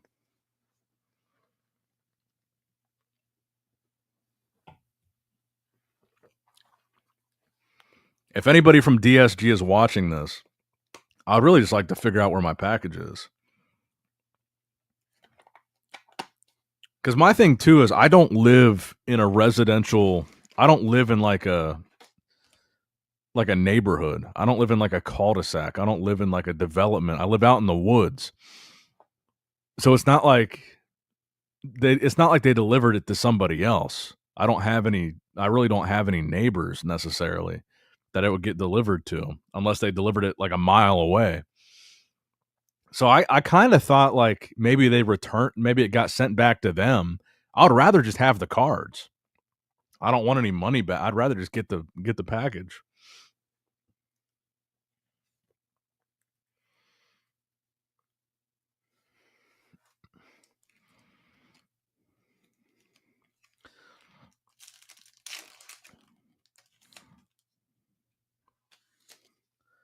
That's kind of what pissed me off is like their response was like, "Well, it says that you signed for it." And I'm like, "Yeah, that's my fucking problem. I didn't sign for it. I would know if I did." And typically when I sign for something via FedEx, it would have that on the proof of delivery thing. It would have my little digital signature. Not that I need to know that I signed for it, because I know that I didn't sign for anything. Because again, I live out in the woods, and if I sign for anything, trust me, I know. There we go. There's a Hodag. Hodag, 3-star. But honestly, a lot of those cards were irreplaceable. Let me see if I want to show you guys some of these cards, because like some of you guys might not know bodybuilding in the way that I do, but like some of these Chris Bumstead cards, if you guys don't know who Chris Bumstead is, he was the classic physique Mr. Olympia. He won more titles than anybody. I had like these really rare signed like trading cards of his that like they only made like 100 of. I want to see. I don't know if DSG does like digital scans of all the cards. Like if I go to my DSG account, I wonder if it'll show me the slabs. Because I've tried to look up on eBay, because it's such like some of this stuff is so niche and so rare. They've got to be the only DSG slabs of a Chris Bumstead autographed card. So I tried checking eBay to see if they popped up, and nothing popped up. DSG orders, sign in.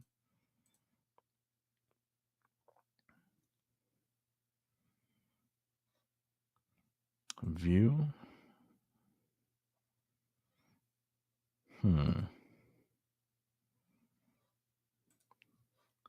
Card search.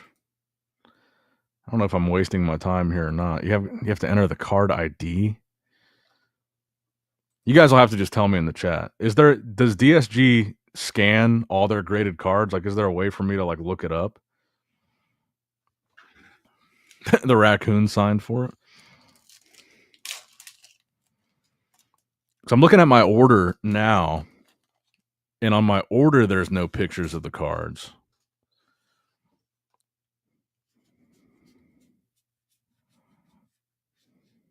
Cumberland Dragon.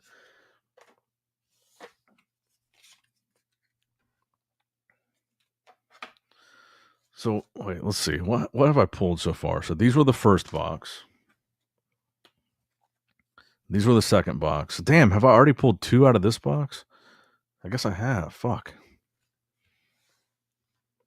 No clue. Never seen a DSG card in person or at a show.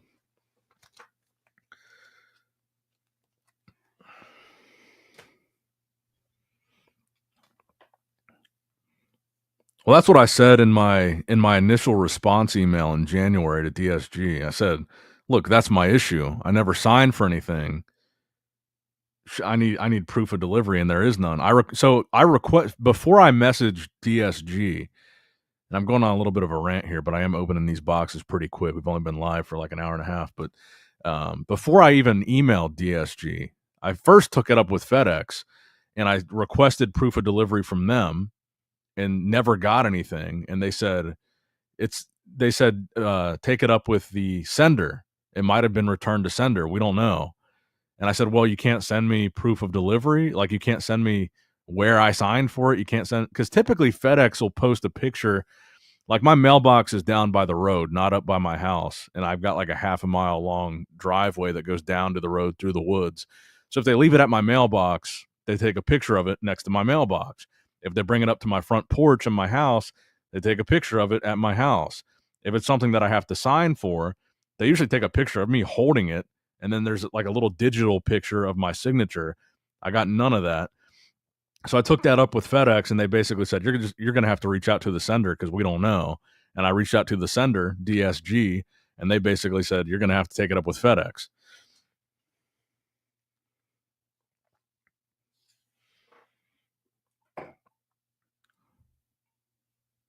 Which, I mean, to be fair, I'm still kind of pissed that DSG wasn't just immediately like, we'll figure this out, we'll get you refunded, we'll try to get you your cards, whatever. But I guess, to be fair, FedEx delivering a package that has signature confirmation without me signing for it, I guess that is on them. But they basically put it on DSG, and then DSG just threw it back to FedEx. And actually, DSG said USPS in their response, and it wasn't even USPS.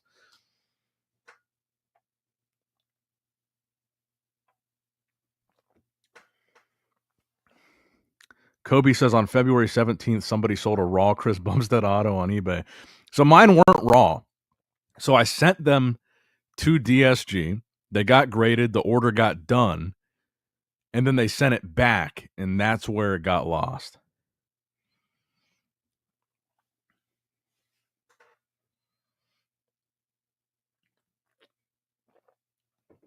But then also, like I said, DSG's last email back on February 5th said they're going to follow up with FedEx and request proof of delivery.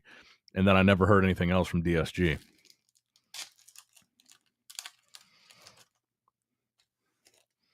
But I have been checking eBay. Someone might have cracked it out. Let me see.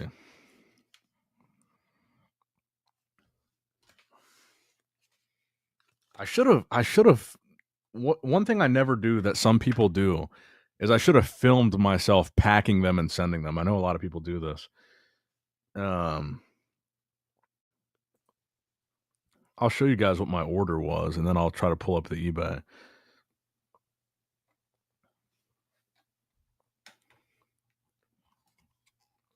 Let me see what this looks like. Okay. So we had, this one was the rarest one, a 2020 Chris Bumstead autograph card. And this was, let me see if I'll have to show you guys a picture of this. And then I had a 2021 Chris Bumstead legend card, and these were numbered out of 100. So this was a serialized Chris Bumstead. This was an autographed Chris Bumstead, which I think was numbered out of 25. It wasn't actually numbered, but I think there was only 25. Then I had a Chris Bumstead scorecard from the 2023 Mr. Olympia. So, like, yeah, I'd have to show you guys a picture of this. 2021 Chris Bumstead Silver Hollow. A lot of Chris Bumstead in here. 2024 Chris Bumstead Global Power. Then I had some of my Nick Strength and Power Law Cal cards in here. I guess it was only like a 10 card order.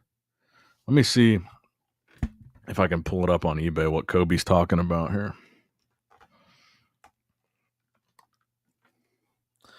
So the big hit would be the Chris Bumstead 2020, because at that point, Chris would have only won 2 Olympias. So it was early in his career.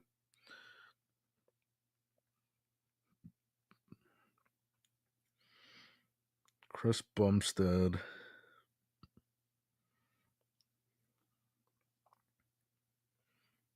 Autographed trading card.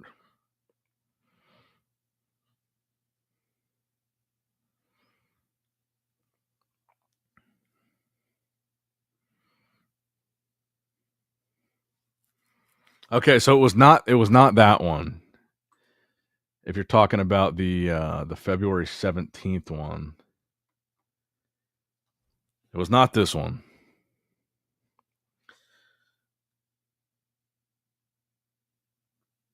See, I don't even see another copy of the one that I had on the sold listings here.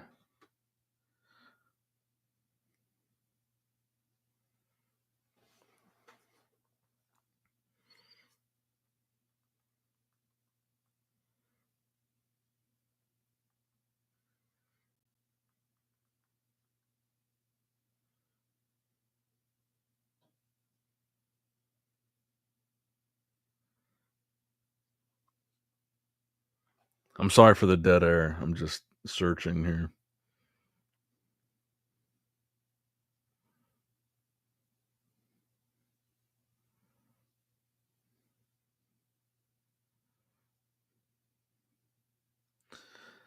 But like I said, even the one, so this one that sold in February, this is not the same one that I had, but this one sold for $1,500. And this one is numbered out of 39. And this was later in his career, 2023. The first autograph card that I had was 2020, and I believe they only had 20 or 25 autos. And that was the first card he ever did. It was like his rookie card, essentially. So I would say it's worth more than this one is. And that was one of the cards that I had in this submission because I sent it to PSA, and PSA at the time was not authenticating Chris Bumstead autographs because I guess it was a few years ago. But I did send in, I do have one PSA Chris Bumstead card listed. That was the only card that PSA would grade. Let's see if it comes up when I search it here.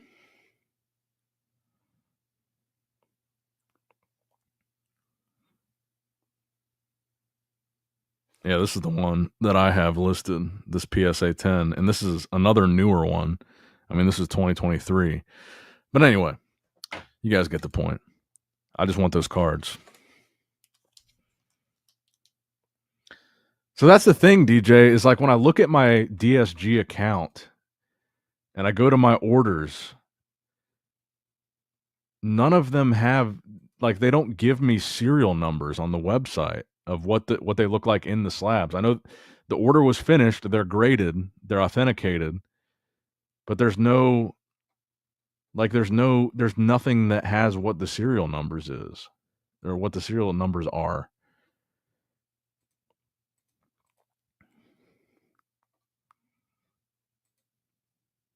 Yeah, there's no serial numbers on any of this stuff. I don't know.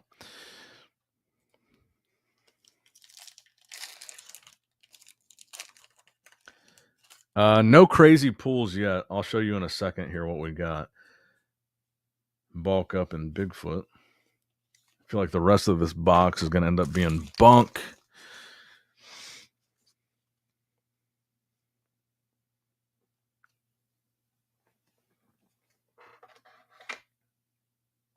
You didn't write down the serial. So that's the thing, though, is like they never. Are you talking about the serial number of each card? Like, so when the order was finished, they never sent me anything that had the serial number. I guess I would only know the serial number when I got the cards back. Like, they didn't give me a receipt, they didn't send me an email, they didn't send me pictures of the cards graded. When I go to my DSG account, it just shows essentially, it just shows the information that I filled out on the order for what each card was. Like, nothing on my account says yeah, it doesn't say any serial numbers on it. So I guess I wouldn't know unless I actually got the package.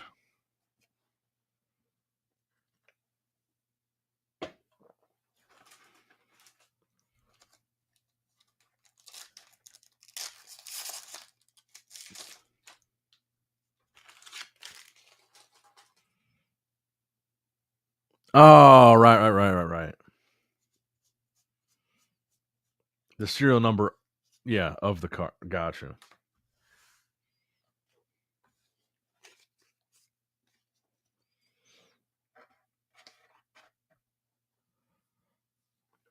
Yeah, that probably would have been. So the autograph card, I don't think had a serial number, but I think it was. I think so the company that did it, I think they only sold 100 packs total. Like, it was a very small run, and of those 100 packs, I believe only 25 had an autographed card in it from Chris Bumstead.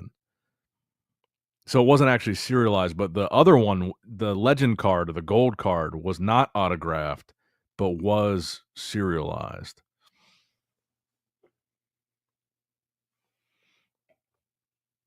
Oh shit, yeah, Mike. See, I'm so bad at responding to messages. Yeah, Mike did respond.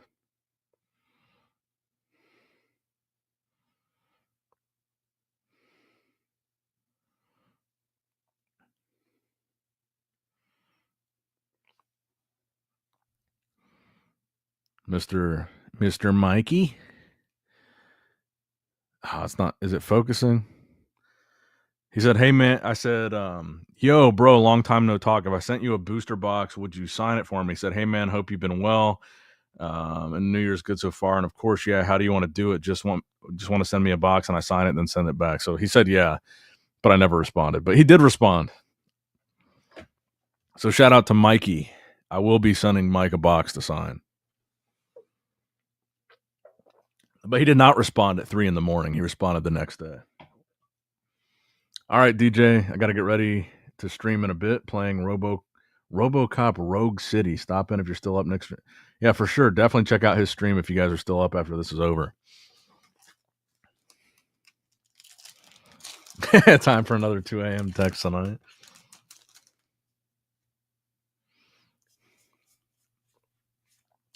I got to figure out which booster box I want to send to him. I guess just a first edition Cryptid Nation, right?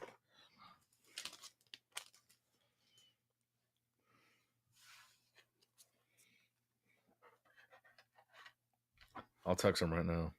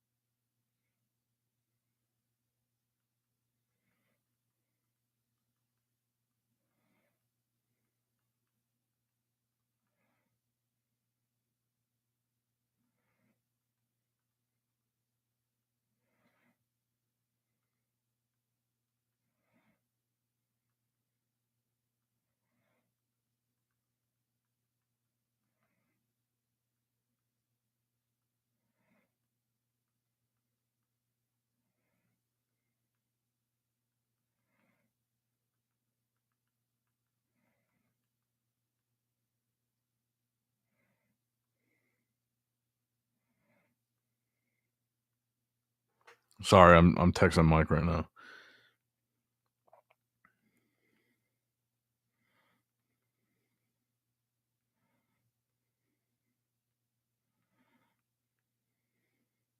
All right. If you send him a UFO box to sign, the shipping one way would be worth it would be worth more than the booster box.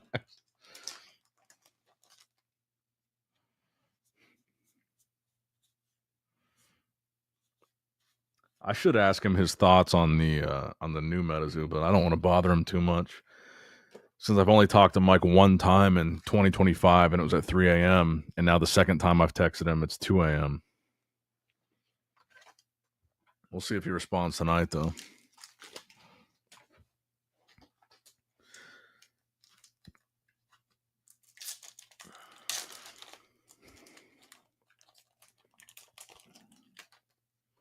Yeah, have a good night, DJ.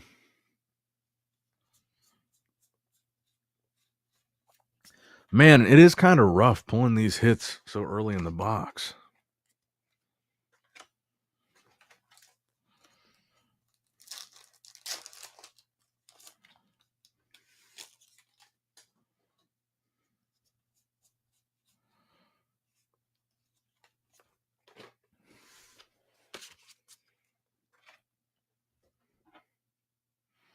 I'm going to leave my phone right here so you guys can see when Mike responds, if he responds.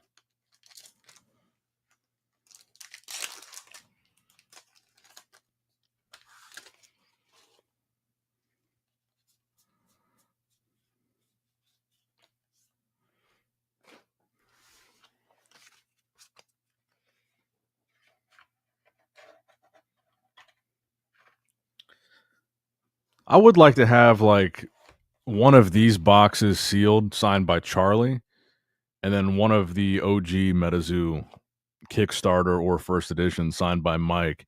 Then put these each in like an acrylic case side by side. I feel like that'd be cool for my sealed collection.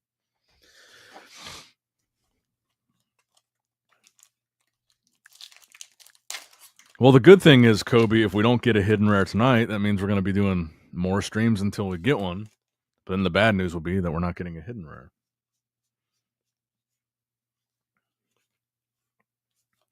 Rainbow Crow. Yeah, I'm definitely going to do that for the next box.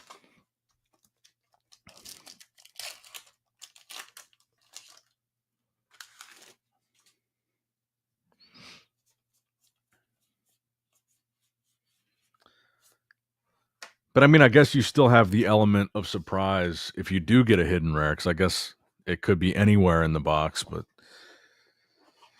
seems like those are pretty few and far between. Actually, I'll text Charlie too. Nah, it's probably too late to text Charlie.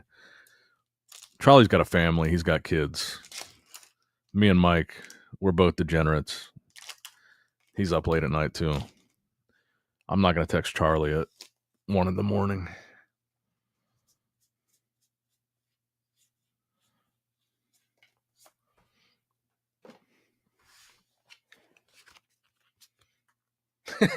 Once you hit the hidden moth, we got to do it again. I probably will keep opening even if I do get a hidden moth.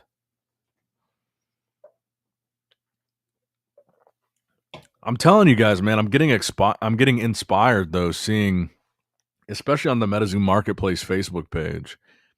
I've seen like maybe close to a dozen people now post that they've pulled the hidden rare moth. So it's like it's not as hard to pull as like a secret rare from the OG Metazoo, like a green man or a red ink or whatever. But it's a little bit harder to pull than like a regular card, it seems. Not a regular card, or like a regular hit.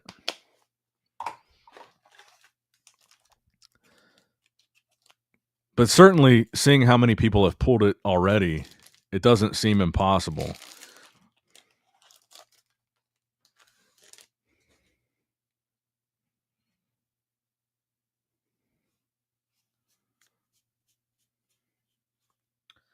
Snallygaster. Shrimp and Snell says, me and my mom have started bonding over Minecraft cards, having a good time. I don't even know there were Minecraft cards. I feel like such a boomer sometimes because I've never really been a gamer. I've never played Minecraft. I've never played Fortnite. And I feel like everybody 25 and under has played both of those like their whole lives.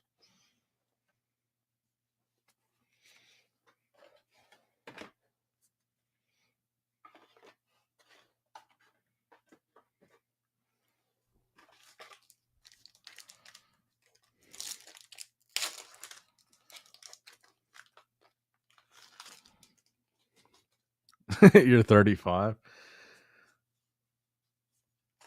I mean, it's more of a me thing than it is a you thing. I feel like most people my age probably have played Minecraft or Fortnite. I've never been a big gamer, so I'm kinda out of the loop on a lot of stuff like that.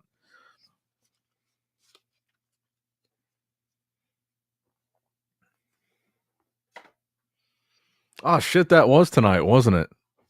Nick stream, hell yeah, anyone else watch UFC tonight? I totally forgot that was tonight.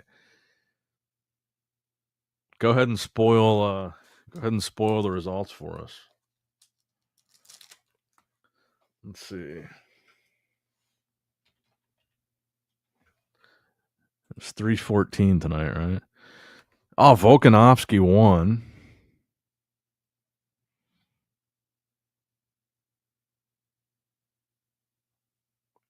Patty Pimblett. Wait, Patty Pimblett won.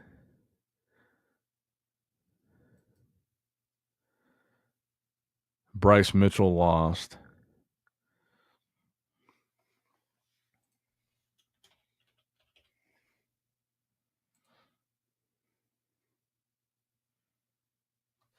Oh, he won. He won via KO. I'll have to watch a replay of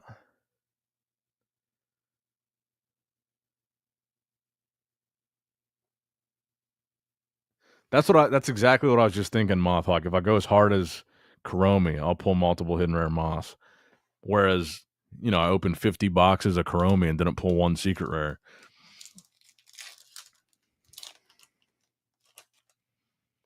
Patty looked the best he ever has, dominated. Yeah, I'm definitely gonna have to watch the replay. He won via knockout, huh?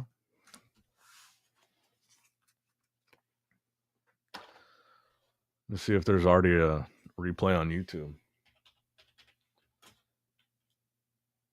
Patty Pimblett, Michael Chandler. Someone already ripped the whole fight.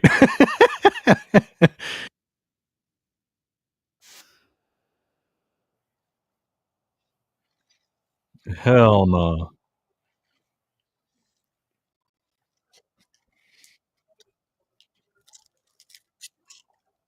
I won't show it because I don't want this stream to get taken down, but shout out to Grandpa Hunting Team on YouTube that already has the full fight ripped for free on YouTube.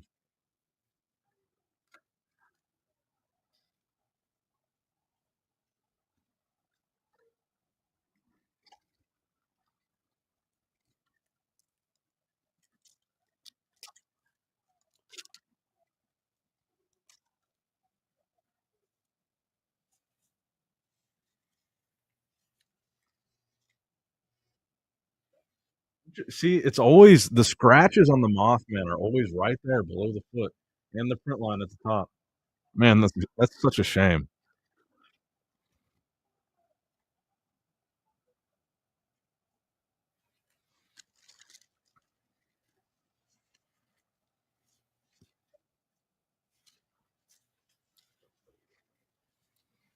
Michael Chandler's only 5'8".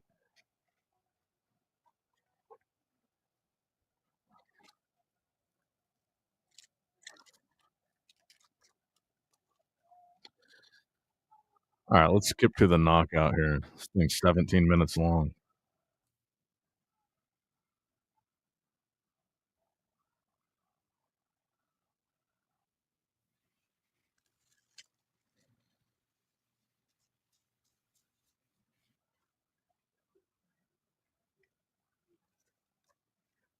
All right, final box of the evening, guys.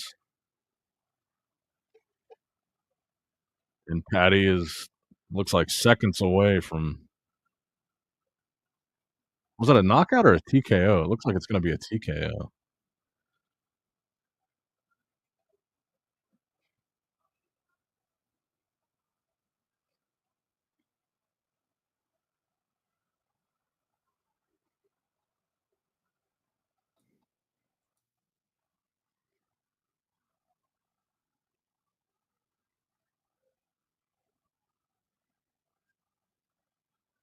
Yeah, it's a TKO.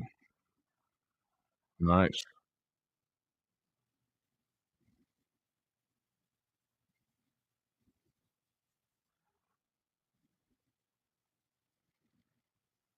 Man, I totally forgot that was tonight. I should have watched that.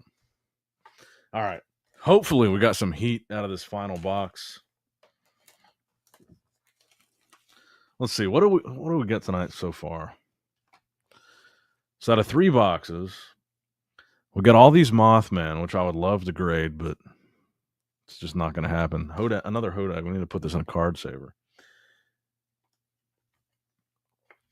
One of my personal favorites of the 3-star rare variety.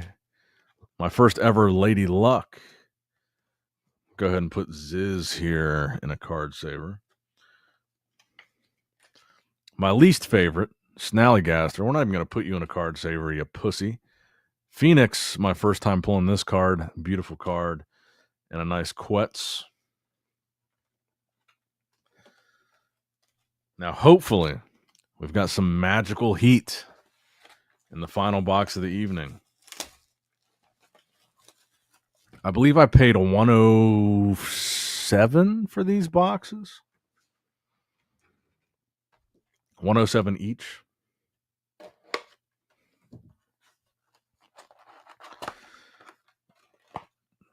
Yeah, my buddy Zach actually got me this for either Christmas or my birthday or something. He always gets me a knife as a gift.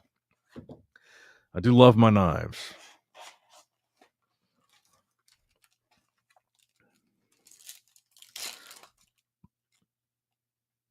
I would love that. I would love to pull the Sun Wukong, the box art. I'm trying to think which of the 3 stars have I not pulled? Because I feel like I've pulled most of them. I guess I haven't pulled the 3-star Piazza. Oh wait, I gotta mix these packs up, don't I?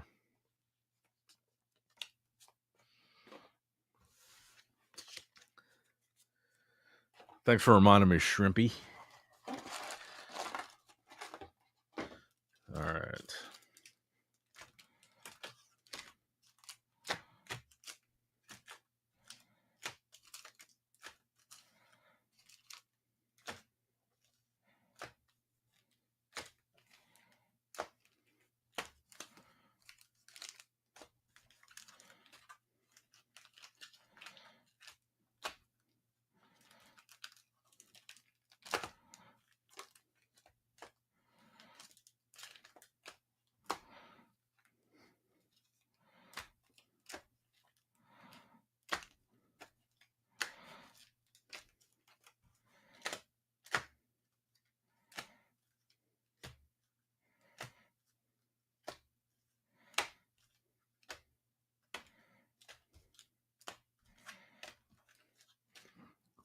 I know this is like a very random way of mixing these up.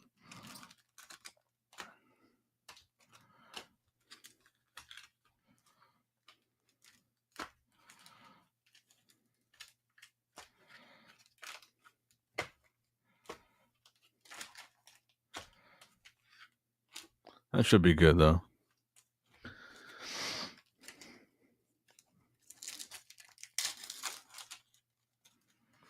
Does Metazoo that Metazoo HQ website, have they been updating for the new Metazoo set now? Like, are they still active? Because Metazoo HQ did a really good job of like documenting and scanning all the cards from every set. It looks like I guess they didn't. Or at least I'm not seeing it on here. Products, card products. Yeah, I'm not seeing the new Metazoo on here.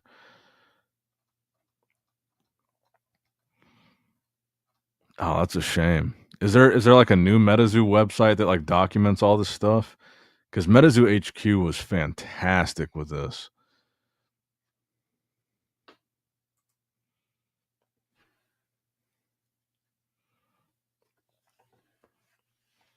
Oh, Metazoo News does it? All right, let's see.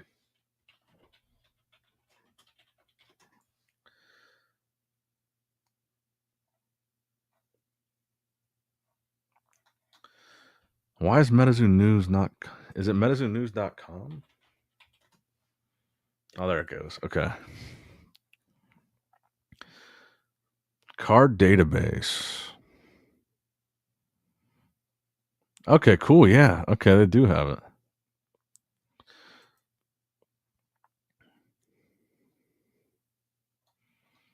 Oh, I wish they had it. How do I get like a gallery view? Okay, there it is. Gallery. I'm trying to think what am I missing here still?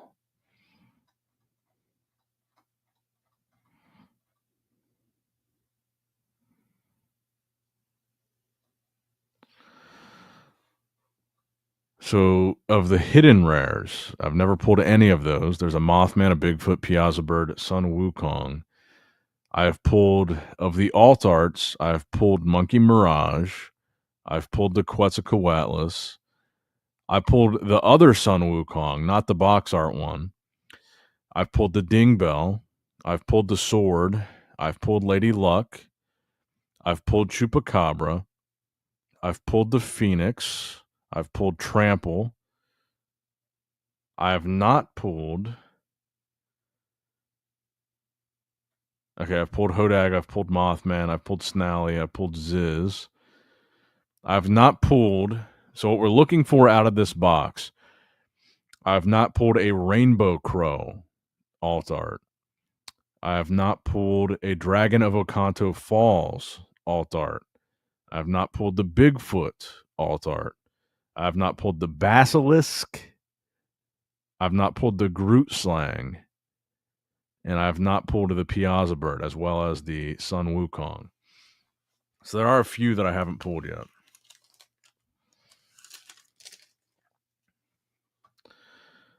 So Sun Wukong, Piazza Bird, Basilisk, Groot Slang, Bigfoot, Dragon of Oconto Falls, and Rainbow Crow. So 1, 2, 3, 4, 5, 6 cards that I haven't pulled. 7 cards.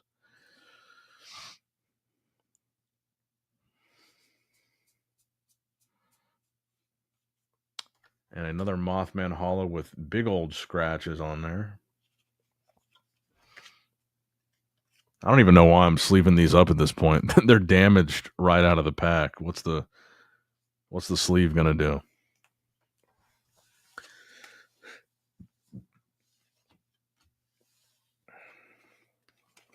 Hobbiesville in Canada has them for 119 CAD, 85 USD right now. Yeah, the shipping would be the thing, especially from Canada right now. I'll check it out right now though and see. We'll get a quote. 85 a box is certainly fair, but I'm assuming they're probably accounting for shipping to the US because most of the demand is probably going to be in the US. Hobbiesville.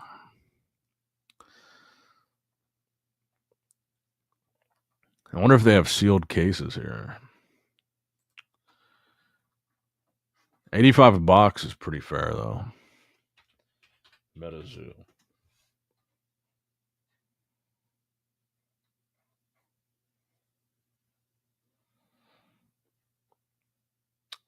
Okay.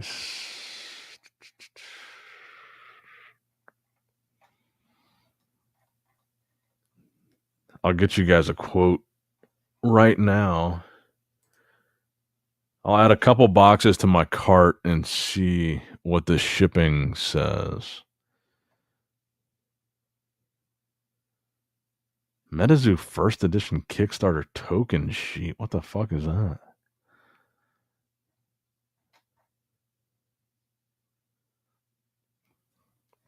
Is this place like legit?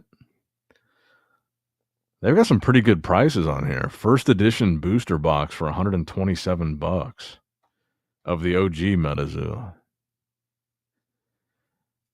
That's probably the cheapest first edition booster box I've seen. I don't see the new Metazoo on here. Oh, there it is. 85 bucks. Let's see. Let's add. Okay, so it says if you spend $175, you get free shipping to the USA. All right.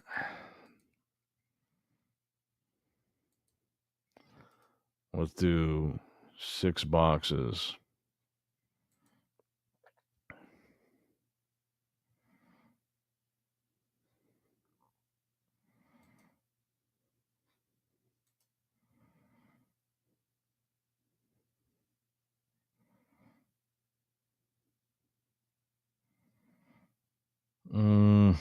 What is the sales tax on this?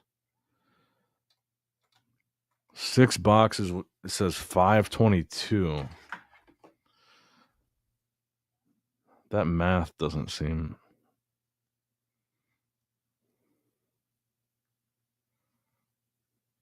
87.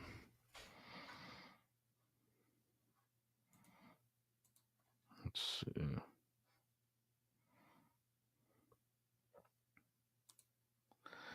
Okay, it's giving me $11 shipping to the US.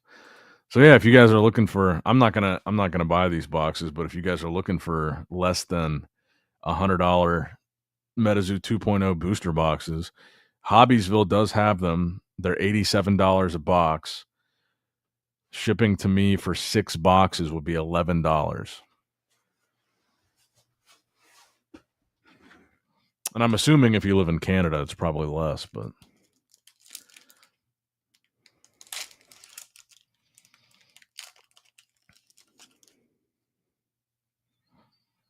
I wonder has anyone else bought from them? Like if I buy 12, would they give me a sealed case or would they just give me 12 loose boxes? I'd definitely be open to buying 12 at 87 a box if I got a sealed case out of it. What's up, DinoCon? No way you're live while I'm on a night shift. So awesome. Yeah, we could probably do a duck race at the end of this.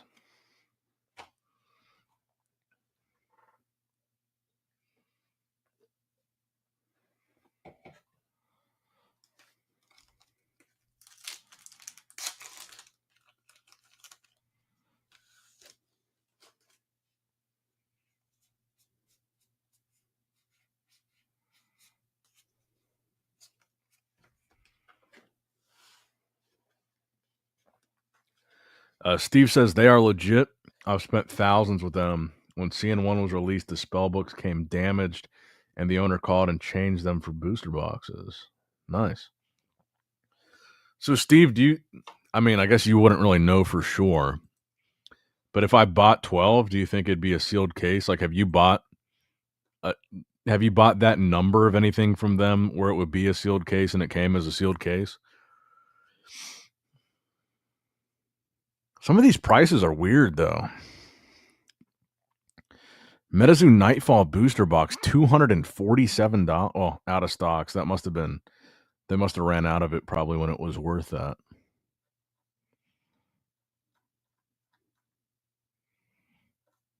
Interesting.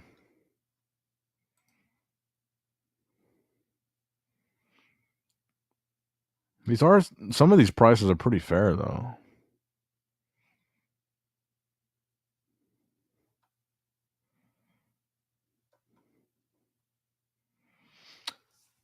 They have, if you guys are looking for the Card Pro magazine, they have the card. Oh, it says it's not in stock, but they did have it for $24 with the Metazoo Alpha Demo duck.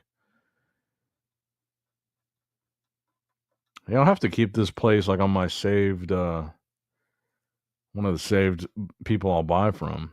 Some of these prices are pretty fair. I'm trying to figure out what is this though? Metazoo first edition Kickstarter token.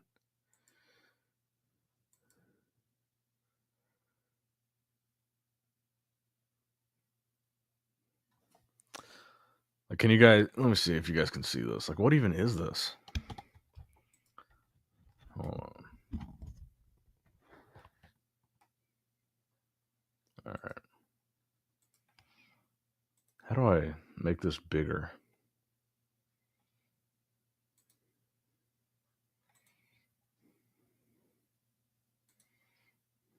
I don't want to see that.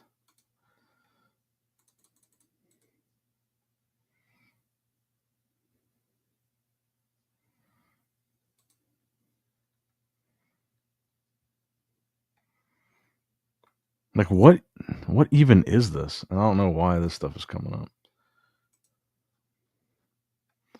First edition Kickstarter token sheet. I've never even seen this before. Maybe I'm just stupid, but I don't even know what this is.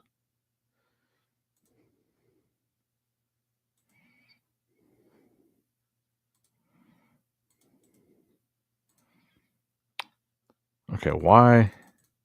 This is pissing me off.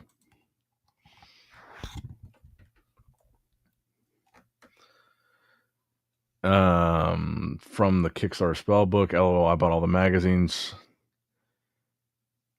Still haven't got the horse race winnings you sent me November to Canada and BC Neon.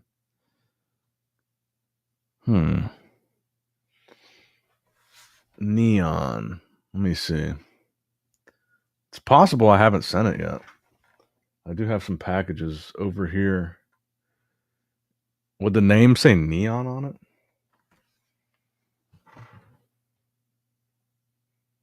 Let's see.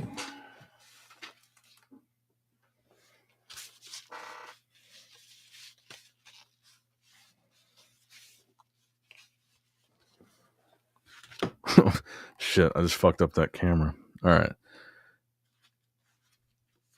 I've got Chris from Cardio, who still hasn't sent me his address. And this is probably like a year old. Let's see. This one, I can't even see what this says. Sally's Hallies? Sally's Hallies. There's a bunch of shit in this one. Because I haven't gotten their address either. And I guess Menace. Let's see.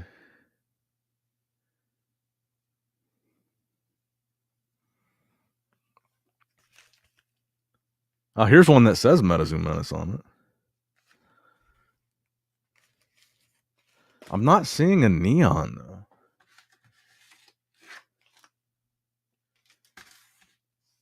Yeah, these are the only ones that I still have.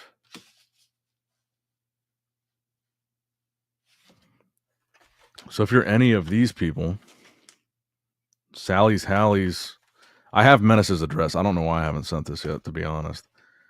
And Cardio Chris.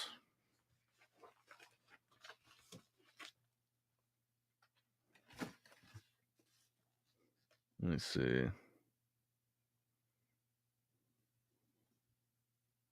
Oh, Sally's Hallies, you're in here. So how'd you try to contact me? You couldn't get in contact with me.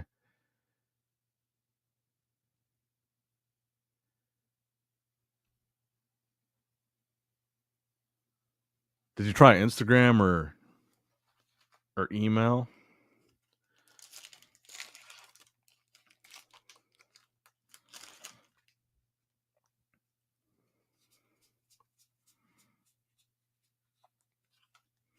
Instagram and email. Let me look. Is your username? Does your username match? Does it also say Sally's Hallies?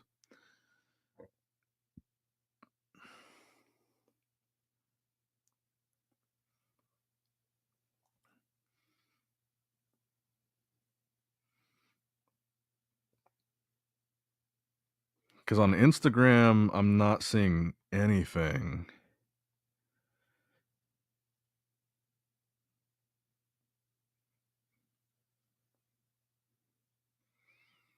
Let me go to my email and type in Sally.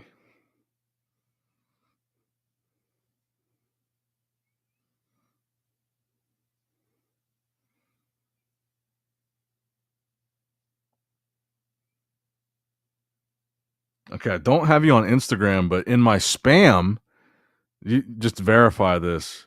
Sally's Hallies. Is your name William?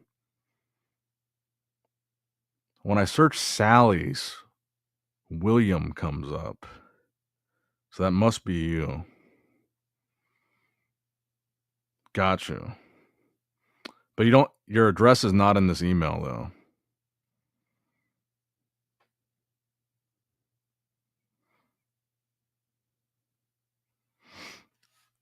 I do have an email in my spam that says, "Hi Nick, I want a horse race on one of your live streams under the name Sally's Hallies," but it doesn't have an address on there.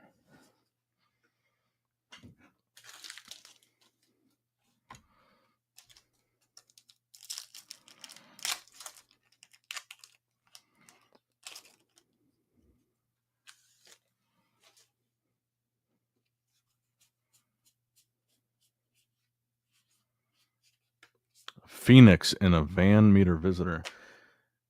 I'm gonna have to get. I'm gonna have to expedite Metazoo Menaces package here. I don't even know why I didn't send that. I definitely have your address. Is the shipping thing? Is the thing with USPS in Canada? Is that stuff like resolved now? Wasn't there something going on at the time with shipping to Canada? Is that like over with?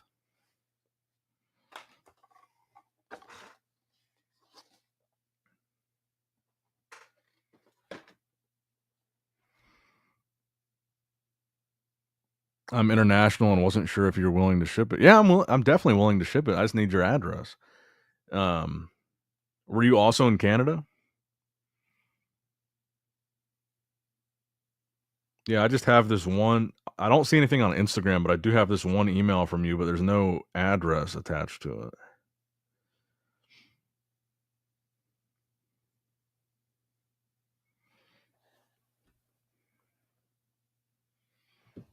Yeah, there was a strike for Canada Post. It's all good now. Okay. So Neon, your username was Neon as well. That was so you messaged me on Instagram and your username was Neon.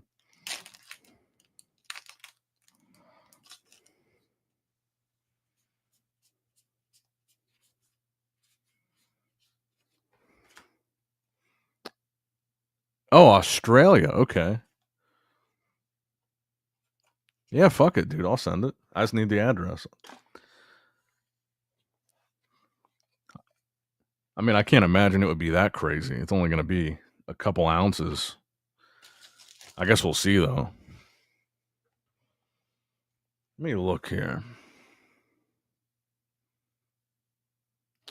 So if I search Neon on my Pokemon Gmail, it should come up. Let me see.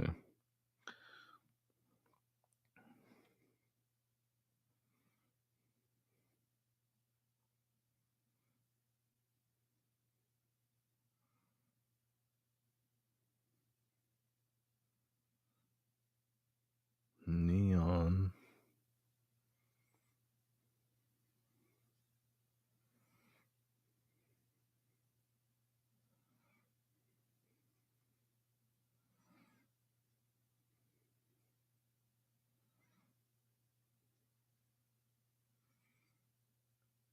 Would it be Nikki Neon?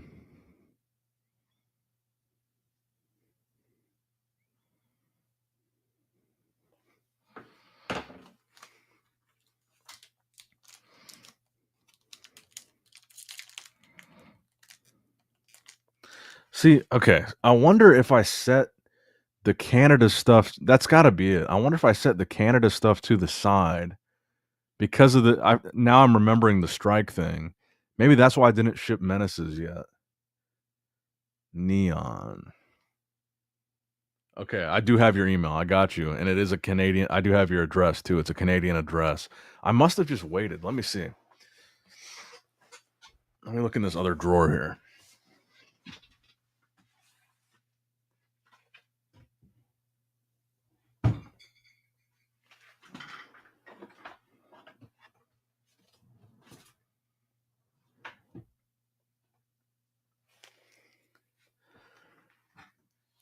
I've got good news, my dude. You're absolutely right. Black bubble mailer. I did set them to the side.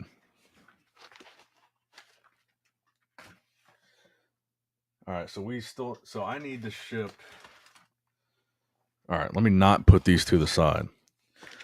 Let me put these on my desk. So I need Neon. I have Metazoo Menace's address. And Sally's Hallies, who you said was from Australia. All right, I need to get these out. Damn, you have a good memory, dude. It was a black bubble mailer that says Neon on it. Hell yeah. That had to be it. It had to be the Canada thing. I must have just thought, okay. Because I remember looking it up and there was like an alternative, let me keep opening these packs. There was like an alternative website that you could ship to Canada from.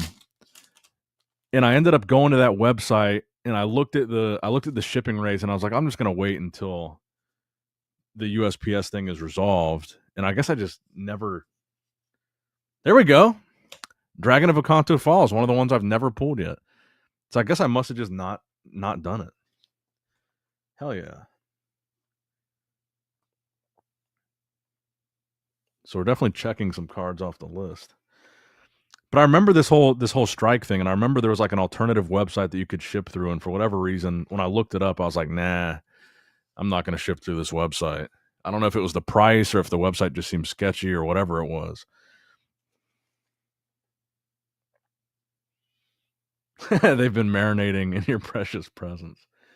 I'm going to make sure. Okay, so hold on. Let me screenshot. I'm not going to show your address. I'm just going to make sure I screenshot it. So I just have it in my camera roll. Nikki Neon. And do I have.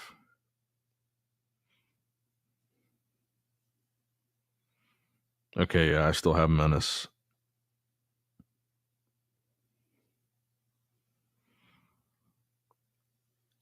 I've sent Menace. I know I've sent Menace a few things before, right?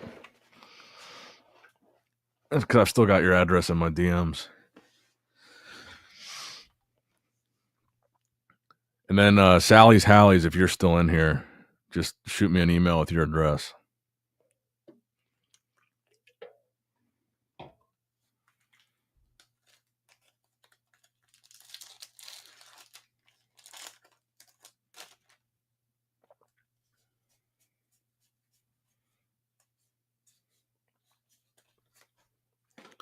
Let's see if I have anything else that I need to ship out over here. You guys can see my office is a disaster.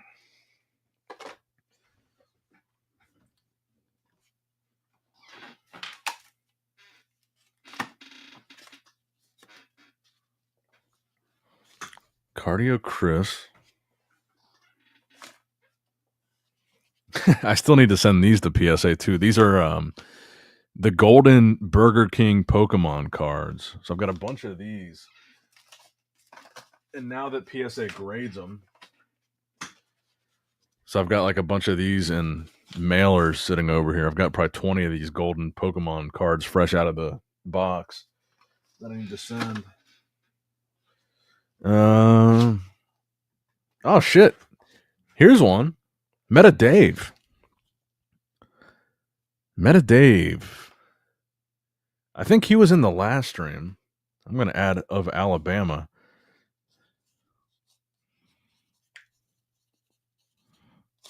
Oh shit.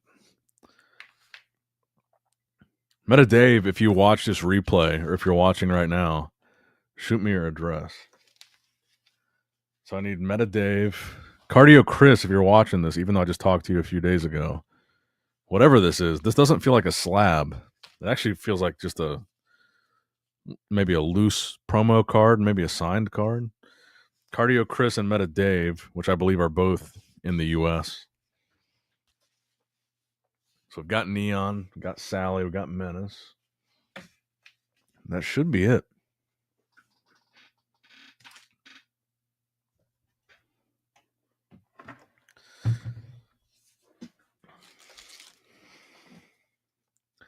Yeah, that Dragon of Oconto Falls, that's sick. Hopefully, this means we're going to get another card that I haven't pulled yet.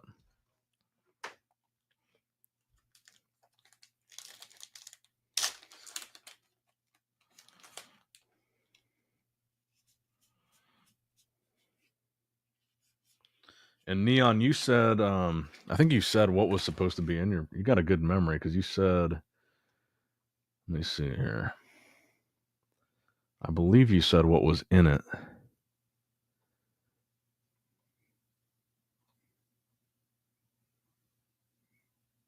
A BGS, a CGC, and an auto. Because I was gonna say that black bubble mailer was the heaviest of all of them. So there's definitely a few things in there.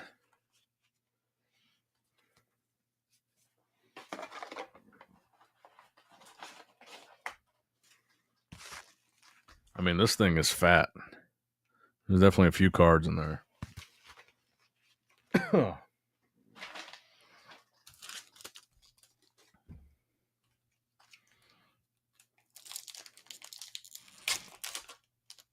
I'll make sure I get that out for you on Monday. And Menace, I have a few. Oh fuck! Are we already? We're on the other hit now. Menace, I have a few other things for you. I'm going to throw in your package too. I'm going to get yours shipped out on Monday.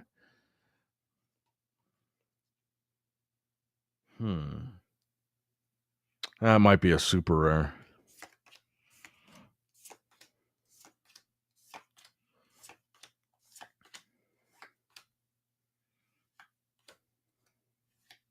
That was a super rare. Ding bell.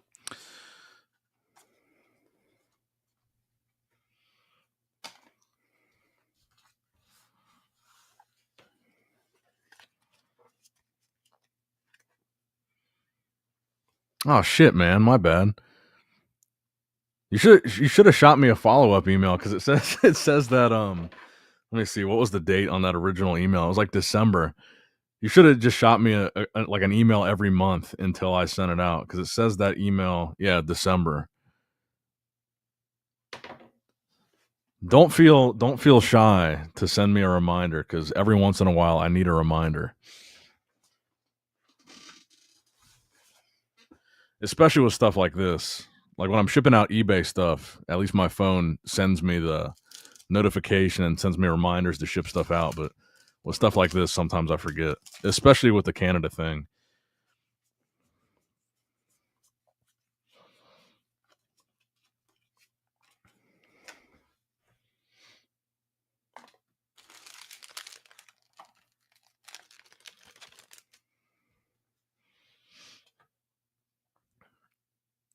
You're a busy guy, man. It's a giveaway.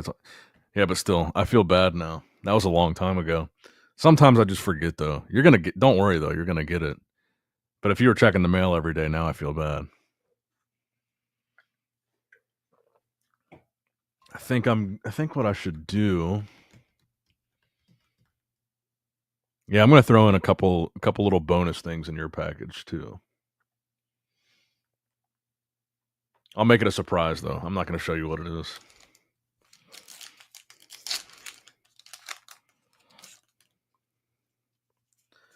And honestly, these are gonna become a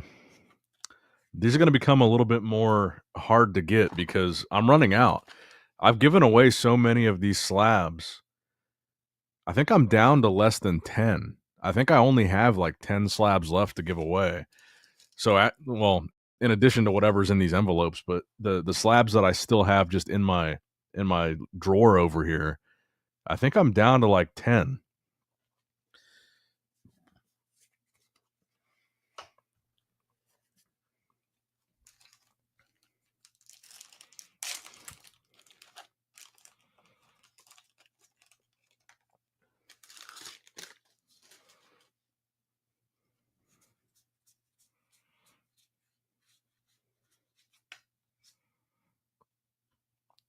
Because I know when I was when I was doing my taxes and I was writing off some of my shipping costs, I was going on the USPS like my order history and like putting those shipping costs into my like business expenses, and I know there was at least 50 shipping labels for those promo cards. There was a lot of there was a lot of giveaway shipping labels on there.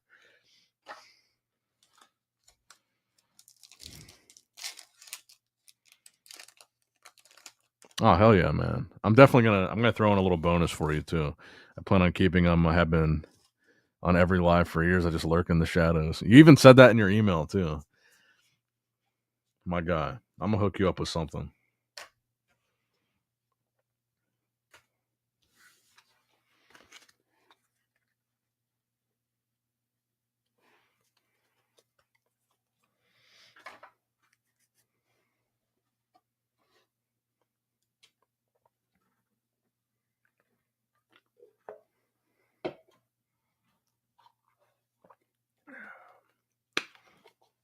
Actually, I'll keep it a surprise. I kind of want to tell you, but I've got a good idea of what I'm going to throw in Throw in your package here.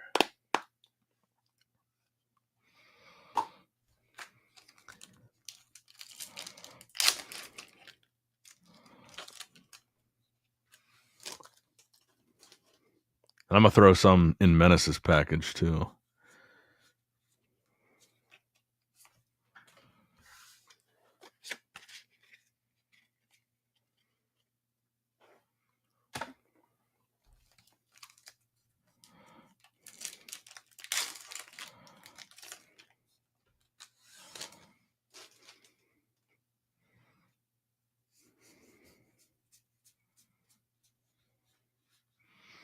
Clan Torres says, have you never won a giveaway? Because I feel like you're always in the horse races, right?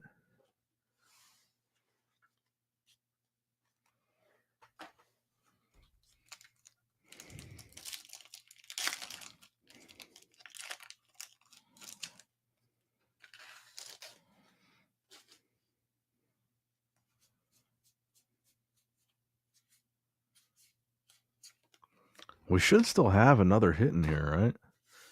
The Dragon of Akanto Falls is the only one.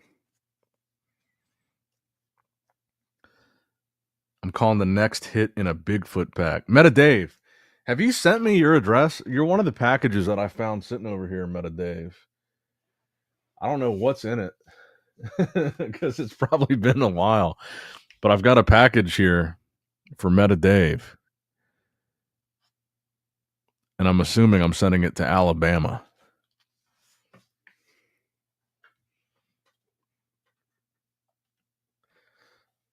And I already know what I want to put as a bonus in Meta Dave's in his package.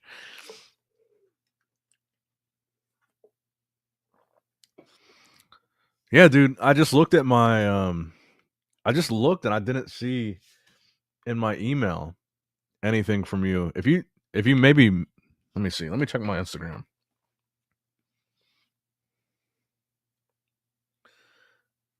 I think you're Meta Dave on Instagram too, right?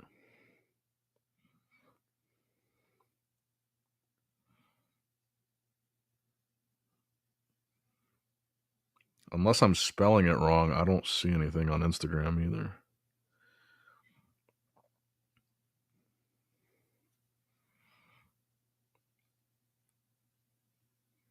Oh, you don't have Instagram. Okay.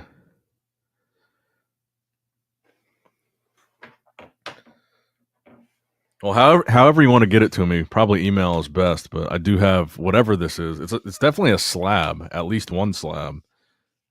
It feels reasonably thick. But I just checked that makes sense if you don't have an Instagram. But I just checked Instagram too, and I didn't have a DM from you. I'm actually not burning. Whoa, dude! Don't put it in the chat.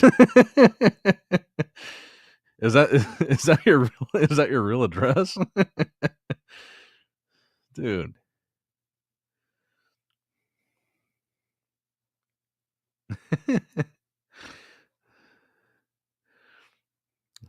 Hold on. I'm gonna write this down because I think it might be your real address.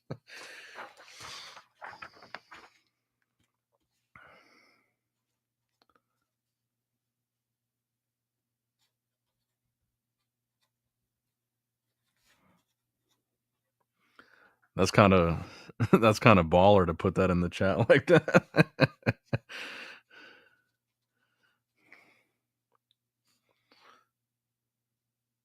That's a boss move right there. 364. All right. I got you, bro.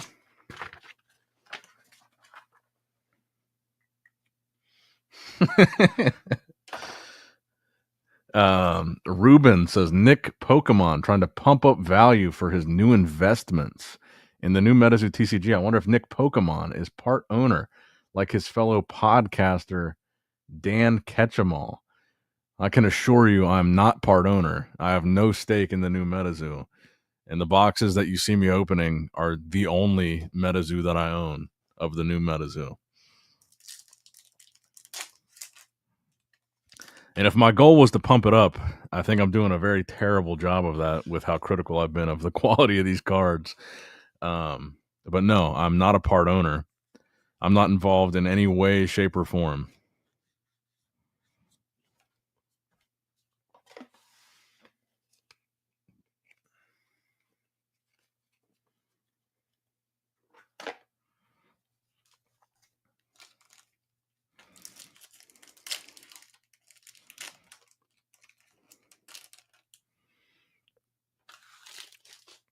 And supper, I think I missed. I saw a comment from you. Oh no, I already answered that. It's not going to go in the burn pile because I'm going to try to learn how to play. So I'm going to save the cards once I figure out which cards I need to build a deck. So for the time being, I'm not burning any Metazoo 2.0.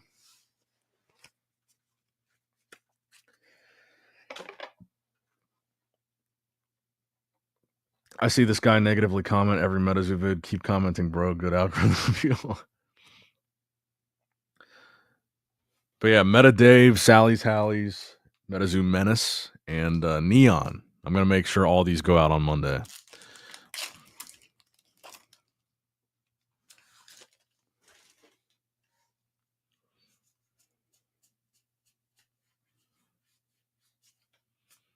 Three packs left. We should still have a hit. So I guess it did us good shuffling these up. I love when people have trading card conspiracies. It's fun to read. And trust me, bro, if I had any ownership of the new Metazoo, or if I was involved in any way, you'd be hearing about it in every single video. I would literally not stop talking about it if I was involved. If anything, I was like one of the latest people to make a video opening the new Metazoo. I was like a week late. Thunderbird.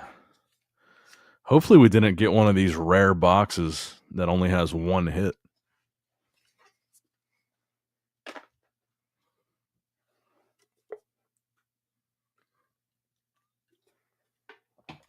Two packs left. Someone said earlier the next hit will be in this. The Bigfoot pack.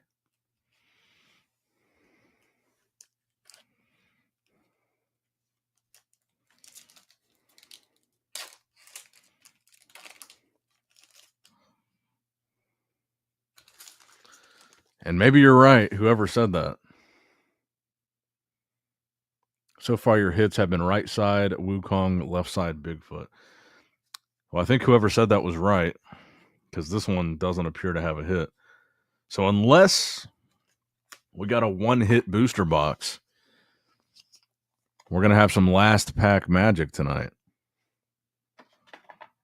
Final pack of the final box.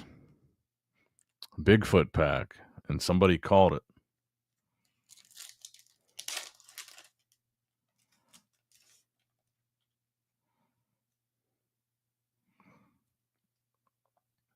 We'll do this one slow. I feel like I may have seen some texturing back there. We got an Archive. Chavash Dragon. Shibuya Crossing. River Bluffs Mural. Griddle Greaser Pete. Secured Facility. Static Wand. Knife's Edge. Back for Seconds. That is an ugly Snallygaster. Again, picking up the pigs. Is that like part of the Snallygaster lore? Because that was in the 3-star rare too. Picking up a pig. Cumberland Dragon. Yeah, I'm seeing something back there. Oh, it better not be another Snallygaster. Kind of looks like it though, right? Ah, another Ziz. I'm tired of pulling this Ziz. So it looks like we got to do another opening next weekend.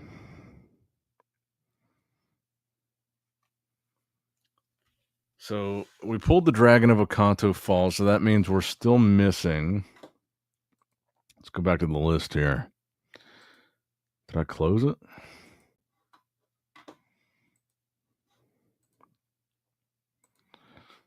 Hold on. Metazoo news.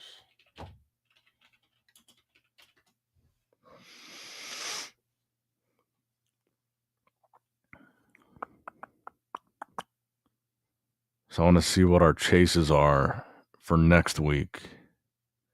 Aside from, obviously, the hidden rare Mothman.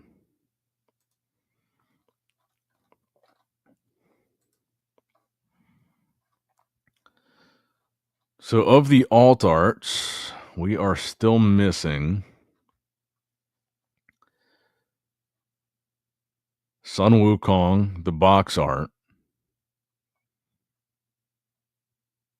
Piazza Bird, Groot Slang, Basilisk, Bigfoot, and Rainbow Crow. So those are the chases. And then, of course, of the hidden rare, I haven't pulled any of them. But we still need Mothman, Bigfoot, Piazza Bird, Sun Wukong, and the other Mothman. All right. So I will see you guys next weekend. And I think we'll do 6 boxes next weekend. And I'm going to make sure that the Canada folks and the Australia Sally's Hallies gets their stuff shipped out on Monday. But yeah, I'll see you guys next weekend. Thank you guys for stopping by. It's 2 a.m. Get some sleep, fellas.